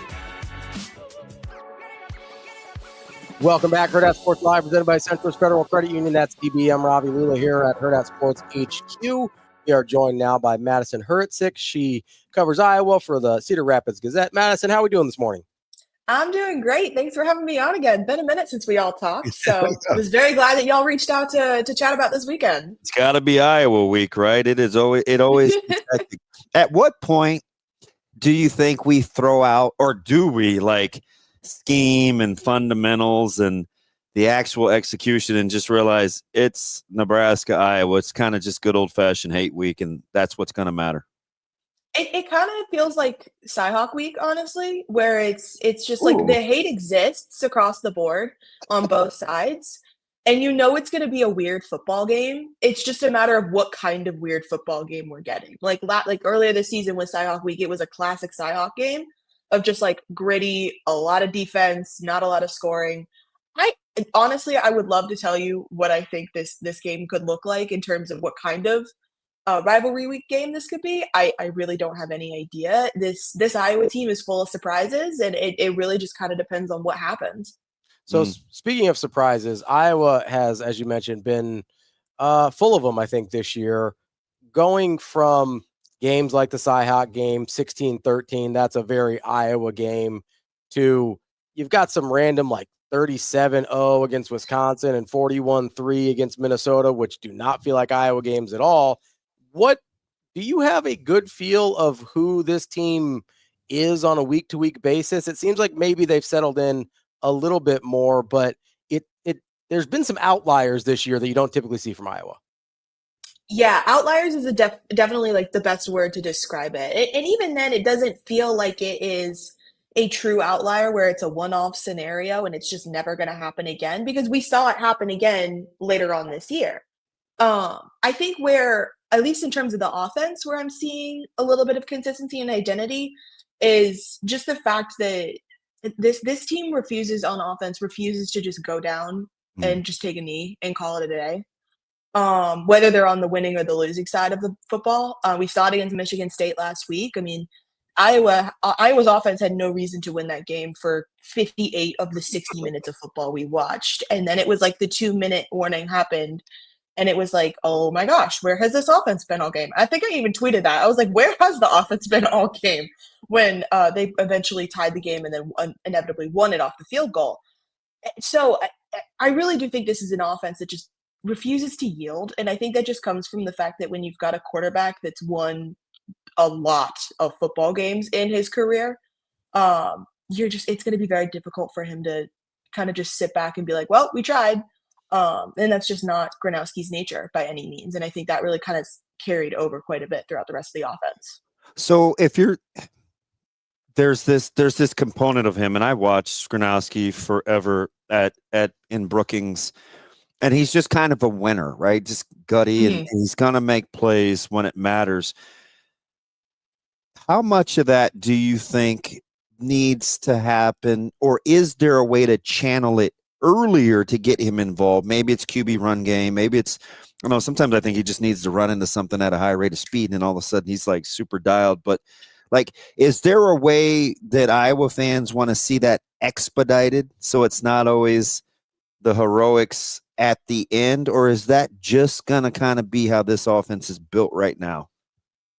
It's definitely a situation where I feel like this is going to kind of be how the offense is that it's an offense that really likes to put things together in the fourth quarter. I don't think any football fan is going to complain about an offense clicking in the fourth quarter. I think they might complain if had the ball in the first half to start the game every year, and they've only scored on first possession, I think maybe 3 times now this season. I think that's where a lot of the frustration for Iowa fans come from right now. And when you watch this offense, especially in that fourth quarter, it makes sense because you look at the line and how veteran they are and how well they've played all season. You look at the running back room and the depth they have, Gronowski's ability to just turn nothing into something. And honestly, it seems like, okay, it almost feels like there should be a reason for them to score on the first possession. And they haven't done that consistently, particularly in Big Ten play. And so the anti-USC game, right? You jumped on them, yes. And then SC is like... You want to talk about an outlier? That was the outlier. It was the first half of that USC game. We're all sitting up in the press box in LA being like, what is going on? And, Yeah. but I loved that creativity, though. I will say that the offensive creativity in that first half was incredible. I enjoyed every bit of that. So as somebody who likes those X's and O's. Is that kind of the way that you want to attack Iowa? Because we're talking kind of through the formats, and I said at some point Nebraska is going to have to win some vertical 50-50s just because the way Iowa's built defensively, they're not going to give you anything. You have to be willing to go get it. And we saw Maeva take some chances, kind of some one-on-ones. That's going to kind of have to be what it boils down to. Do you think sometimes in crunch time when you're playing a defense that is sound as Iowa is? Absolutely. I think so. I think the one-on-one matchups, particularly in the receivers, defensive back, that side of things, taking a deep shot, whether it's a 15-yard ball or a 35-yard ball. I think those one-on-one matchups and just kind of just saying, all right, we're going to throw it in the air. Let's see, can our receiver make a play? I think that's going to be key for Nebraska. I do think that the vertical battle is going to be something to watch. I think that I will say this. TJ Hall was not listed on Iowa's depth chart for Nebraska this week. He didn't play against Michigan State last week. He got injured against USC. We should be getting an update on his status from Kirk Ferentz later this afternoon. I would assume if he didn't play against Michigan State, it's probably so that he can play a bit against Nebraska. But we don't know the full nature of the injury, so we're still kind of in a little bit of the dark as to what's going on with that. However, TJ Hall's not the only player that's been in one-on-one matchups in that secondary. And I do agree with you. The secondary is going to be huge. And just, can these Nebraska receivers make a play when it comes down to it? Because at the end of the day, a lot of other teams have found success against Iowa's defense doing that. And it's why Iowa's defense has been blitzing a lot more recently too. Yeah. Madison, let me ask you this a little bit bigger picture on the Iowa season. Obviously the 4 losses is probably not where they want it to be, but they're by 15 points. What's the general sense of how this season has gone, and how much will that change with either a win or loss against Nebraska? So I think the general consensus of this season with the current 4 losses has been you were that close. Like literally that close. And I think that's across the board. I don't necessarily think that's just with fans and a fan perspective, a media perspective. I feel like the players and the coaching staff are aware that, they were a screen pass, a turnover away from being in a situation where they're undefeated heading into this game. I'm not saying that they should be or they would have been, but that's how close those margins are. And I think that it's emphasized just how close Iowa has been to just getting rid of this ranked winless streak that they've been riding for about 13 games now. But that really has been the tail of this season, is that they've been that close and just can't get it done, whether it's because of the defense unable to get a stop or the offense not able to put on extra points at the right time, or you name it. And so I think the game over Nebraska can either solidify that or it can maybe expand that. I think with a win, it solidifies the theory of, you've done everything you can against the teams that you should have beaten. However, you were that close to beating the teams that you could have beaten. Versus an Iowa loss to Nebraska. I was talking on the radio to somebody last week. They're saying, an Iowa season where you beat Wisconsin, Minnesota, and Nebraska is a good season. Does that come into jeopardy? Huh. If you lose to Iowa State and Nebraska in the same season, even though you did beat Wisconsin and Minnesota? I don't know. I'm still learning about a lot of this myself. This is my first year on this beat, so I'm still figuring out a lot of this stuff. This is part of that. I'm still learning at the tail end of the first season as to what a loss or a win over Nebraska really means in terms of this rivalry, but also just in terms of the grand picture of Iowa football throughout its seasons, not necessarily just this one. Interesting. That's Madison Hricik from the Cedar Rapids Gazette. Madison, thank you so much for joining us today. Appreciate the time, and hope you enjoy your stay in Lincoln, but not too much. Thanks, guys. Y'all have a great rest of your day. Thanks, Maddie. That is Madison Hricik from the Cedar Rapids Gazette. Great stuff there. Wait, we might not be close enough for me to call her Maddie. I apologize. I was gonna say, listen, she's going nicknames already. I apologize. Well, you could say hi to her when in the booth. L3. When you Can I go call you L3. When you go, yeah. I mean, I think we're past the point where pleasantries. Where nicknames could be an issue. My bad. My bad. It's all good. It's all right.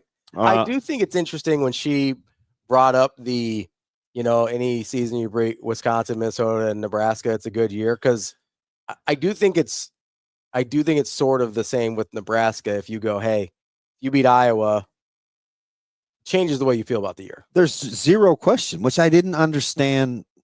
Like, do you want Nebraska to just be resigned to conceding against Iowa this week? No, but I just didn't understand like the energy that's surrounding this week. Like, this game is huge. So you know what I think it is? Talk to me. Part of the reason I think we're resigning ourselves as a fan base, not me, the royal we, is resigning ourselves as a fan base to a loss and a 7-5 and whatever, is because we see teams that have Nebraska struggled against, physical run first football teams, right? We don't always make the distinction that we need to about, like you said, how do they want to get that done? And then B, there is a major, major difference between the skill position players at Iowa and the skill position players at Penn State. And there's like other things too, like motion, pre-snap shifts. Sure, how they get into those. Eye candy, how they get into it versus how Nebraska wants to play. Like, there's I just sit here and I go, okay, there's no Katron Allen or Nick Singleton on that team for Iowa. There's not. Although I do, yeah. Although he's pretty good. Sure, but like I know, I understand. Like I know you like Moulton, right? But this isn't even last year where they had Johnson, right? Like that's a really, really good back last year. Although the offensive line is better than a year ago. Sure. I think the skill position players are worse than a year ago. So, there's part of the reason Penn State was able to exploit the missed assignments or the mixed execution from Nebraska is because the players they were using to exploit them were very good. Yeah. Skronowski throwing those over routes in the corner route. And like Grunkmeyer is a better physical passer, I think, than Gronowski. Yeah. Is that a hot take? Well, he's a better physical passer than Drew Aller. Fair. So just start there. Fair, right? So is Gronowski capable? At least I think his arm talent is better. Is Gronowski capable of beating Nebraska in the same ways that Grunkmeyer was? I would say probably not. Is Moulton capable of beating Nebraska in the same ways that Katron Allen and Nick Singleton were? Probably not, right? So even if you say, hey, let's say Iowa and Penn State's offensive lines are about even. Iowa's a little better. Yeah. Penn State's Iowa's a little better. Yeah. There still has to be the guys that actually touch the football. You're missing the most important part, though. Mentality? Yeah. For Nebraska or Iowa or both? Both. That's the difference. Yeah. This will be much more heightened. And it's much more intentional. Although I think Penn State's, they were dialed. Penn State was? Yeah. Yeah. I mean, that's honestly, and I don't think I'm exaggerating, maybe Indiana, but that's the best Penn State's looked all year. Yeah. That was the first time they've looked like the number 2 team in the country all year. Maybe against Indiana, maybe. But they were dialed against Nebraska in a way that Nebraska did not appear to be prepared to match. Well, again, just let me know, like, when we're getting lined up right and we're executing, I want to start there. Like, give yourself a chance. Yeah. So here's the question that I always run to, right? Because this is the thing that drove me the most crazy when I was coaching basketball. Is Nebraska willing to put guys out there, or where's the line between putting guys out there that you know are going to get lined up right versus that you feel are physically capable of making the plays? Because I'll tell you after Friday. Okay. You guys, those aren't always the same guys, right? Yeah, there'll be new guys playing. There'll be some new guys playing on Friday. Shane, were you trying to talk? Did I hear something? Yeah, I think he said Michigan Lance is on the phone. yeah, you guys want to get to Lance? Yeah, let's get to Lance. Go ahead. Patch them on through. Michigan Lance, good morning. What's up, buddy? What's up, boys? How we doing? Hey, what's up, man? I'm doing good. How about you guys? Just hanging around. Yeah, Good, man. Good. You guys are beefing with the fans out here. Not at all. Not at all. Ravi may. That's more his style. You know me. I just want to understand. I'm always nice to people, Lance. You know this. I don't. TV's way of understanding is letting you guys know that you're not as smart as you think you are. So, a little insight for you. So, Michigan week out here, ready to go. Wow. You know what? I'm gonna need more time for that. Like, hey, but I want because you guys were talking about something interesting. LSU, right? The coaching job. Mm-hmm. I don't think LSU is as good of a job as people think it is. Well, maybe I'm not saying that right. Okay, talk to me. They think it's this top tier job, and I don't know if it is or not. Sounds a lot like my partner. No, I think LSU is the best job in the country. Hands down. I think so. I think LSU is the best job in the country. You called it toxic. I do think the governor thing is very weird right now. Like that would be my only, if I'm a head coach or looking at a job, the governor, AD, whatever involvement and the way they're handling Brian Kelly is my biggest pause right now. But if I'm looking at, and I get that's not a big firing 3 national championship winning coaches. Well, yeah, but you also have 3 national championship winning coaches, 2 of which I don't know how good they are as coaches. So I look at it and I go, anybody can win there. If Les Miles can win there, anybody can win there. More Ed Ogeron than. Well, pick one. Well, Les Miles can coach. I mean, yeah, Les Miles could coach, man. Les Miles is a good coach. Quirkiness, but I mean, he couldn't find a quarterback for a decade. Well, go ahead, Lance. LSU, man. People think LSU got big money. Do y'all think LSU got big money? You never can tell. The state was in trouble. They were talking about this crazy funding and shutting things down. I don't know, man. I never know. I guess football will always be able to get money, but they talk as though I don't know. They're on the level of like Ohio State, Texas. They did crush the portal this year, allegedly. Their recruiting and their transfer portal hauls would tell you that money's not an issue. And they didn't blink twice about, well, I guess they are blinking about Brian Kelly's buyout now, but nobody wants to give away $60 million. Right. I mean, Florida State's decided nobody wants to, but people are doing it. You know what I mean? Yeah. I don't know. I think it's good. People on payroll, they have no problem. I'm with you, though. I think LSU and Florida are similar. I think how they ran in the infrastructure. Would you rather have the infrastructure issues at Florida right now with the administration or the meddling of the government with LSU? Neither one. I don't know. They both sound terrible, right? Like that's not. You don't want to they both are bad. Like, what are we doing with the Gainesville isn't great. No. This is the thing I always laugh about when people are like, oh, hard to get kids to come to Lincoln. I'm like, you've been to other college towns, right? You've been to Gainesville, you've been to Stillwater, you've been to State College. That's a stupid argument. All college towns are college towns. Now, Gainesville actually is a little bit bigger than a 30,000, populated college town, but yeah, I mean that doesn't matter. That place you're going for vacation, though. I am impressed after spending time at State College with anybody that can recruit there. Yeah. I don't think that would be a difficult. That's a great job either.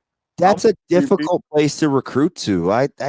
Yes. I think being appreciative of the jobs, that's hard, man.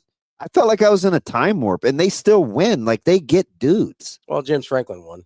We'll see what happens. They do get dudes. I don't know if they get the depth, but you should see the air. I was like, how? It's Grand Island. Yeah, I'm with you. There's 40,000 people. It's a Grand Island. I'm with you on that. Why did James Franklin jump on that Virginia Tech job so quick? So we got into this thing, and maybe you can want to speak to it, like the whole peace of mind thing. Like there's this part of me, and I don't know. Maybe somebody will tell the truth. JB, I could see Franklin saying, "Hey, man, you guys don't appreciate me. Cool, I'll go do something else. Like, give me my money. I'll go." And I could see him doing that versus, oh, man, you're in a gots-to-go situation. I don't know. Maybe it was both, but. No, I'm with you on that. I believe that. I believe, like, hey, I think they didn't appreciate him. Most definitely. Look how many guys he gets from that area. Exactly. And remember, we said Franklin was the guy that said he picks his staff based on your spouse so he knows if you can close or not. Like, he said that. Come on, man. He's going to recruit. Yep. Can he get it done at Virginia Tech, though? That's all. Like, why Virginia Tech? Dude, they were good for 20 years. Think about the expectations at Virginia Tech, though, Lance. They were good for 20 years. Like, what are the weren't they? Yeah. What are the expectations? Virginia Tech? Yes. What are the expectations at Virginia Tech? Yes. Like, what on that? What keeps you your job and keeps people relatively happy with you at Virginia Tech? Because I think that bar is lower than a lot of the other jobs he could have looked at. And if they're so willing, he can do what he did at Penn State, at Virginia Tech, they'll build him a statue and have a peace of mind. If he does what he did at Penn State, at Virginia Tech, he will be a hero. They'll name the stadium after him. I don't know. Beamer was pretty good. Beamer was pretty good, but if they make a national semifinal now, like it's a different thing. They're not playing in the Big East.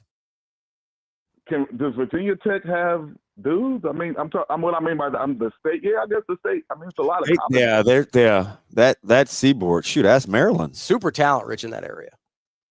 You go from Maryland all the way down to the Carolinas. But there's a lot of schools, a lot of Division. There's a lot of Big Ten, ACC schools in that area. You know what I mean? Can you compete and Michigan Lance, let me ask you something. If you're starting a program tomorrow, are you hiring Urban Meyer or Jimbo Fisher right now? Jimbo Fisher. That's how you feel too, isn't it? Easy. Depends on how long I want him to be there. Huh. Yeah. So that's what I said. I'll take Jimbo Fisher. The next 3 years. You don't think Urban's style will play well with kids now in NIL or what? Because he's won more. No, I think if you want, listen, if you want a quick fix for 3 years, then I'm taking Urban. If I just want a short-term run, I'm taking Urban. If I say, you know what, hey, I just want to win a national championship, that's all I want to do, no matter how I get it, then it depends on your values. You know what I'm saying? Like if I just want a quick fix by any means necessary and I don't really care about kids, then I'm taking Urban Meyer. Yeah, if you're trying to make a college football playoff in the next 2 or 3 years, you hire Urban Meyer. If you're hoping you have something built or anything sustainable, you probably hire Jimbo. Yeah, that's also, so like Penn State, for instance, right? It sounds like Penn State wants a national championship. Well, you need to do what you need to do to get Urban Meyer. So there are some weird reports about the early interviewing process with him because I think he was definitely on the radar. I don't know if I believe that he wasn't great I don't know, man. There's some weird stories about Urban Meyer and Penn State. Do you think Urban Meyer wants to come back? Do you think he'll come back to coach college football though? Or is he? It's a long time to just be doing big noon kickoff. I don't know. Hey, what about Chip Kelly though? He's back in the mix now. We brought him up. I don't think he wants to be a head coach again. Really? I mean, listen. Interesting. He left a head coaching job to be an OC. Had a good run as OC. I don't think he wants to even be in college anymore, but I think that's where the jobs are. Otherwise, why do you leave Ohio State? You're going to have all the toys at Ohio State forever. You go to the NFL because I don't think he likes being in the college game. I got you. Think he just wants to do football? Yeah, I think he just wants to coach. I think he wants to do that Dana Holgorsen thing. Coach ball, call plays, not have to recruit anybody. I think he just wants to go and call plays. Mm-hmm. Who do you think hires? Who do you think hires Pat Fitzgerald? He still coaches? I haven't heard that name in a long he's time. Been out since but he won the court case versus Northwestern.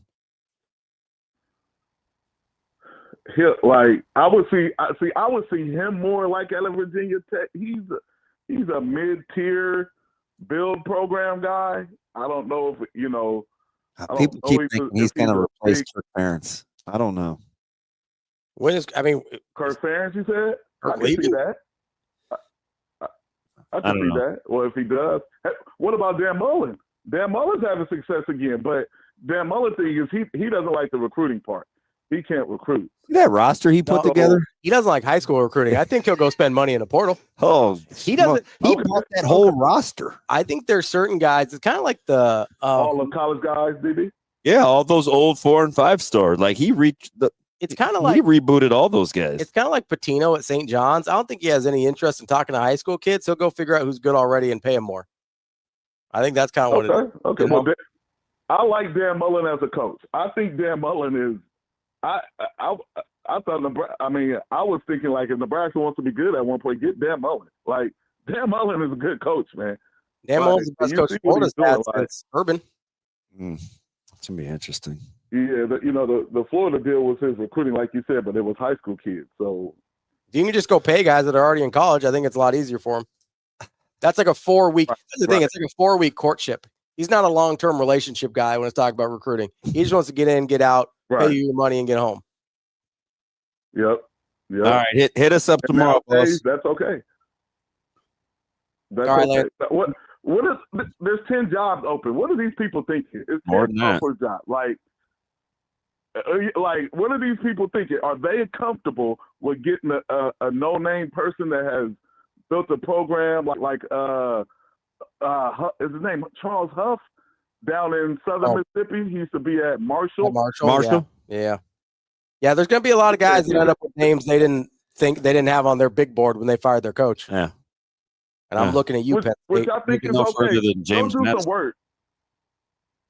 Do your homework and find good coaches, man. There's a lot of great coaches out here that aren't getting opportunities because they don't have a name. Like, go get a guy that can coach, man. You know what I'm saying? And win, so.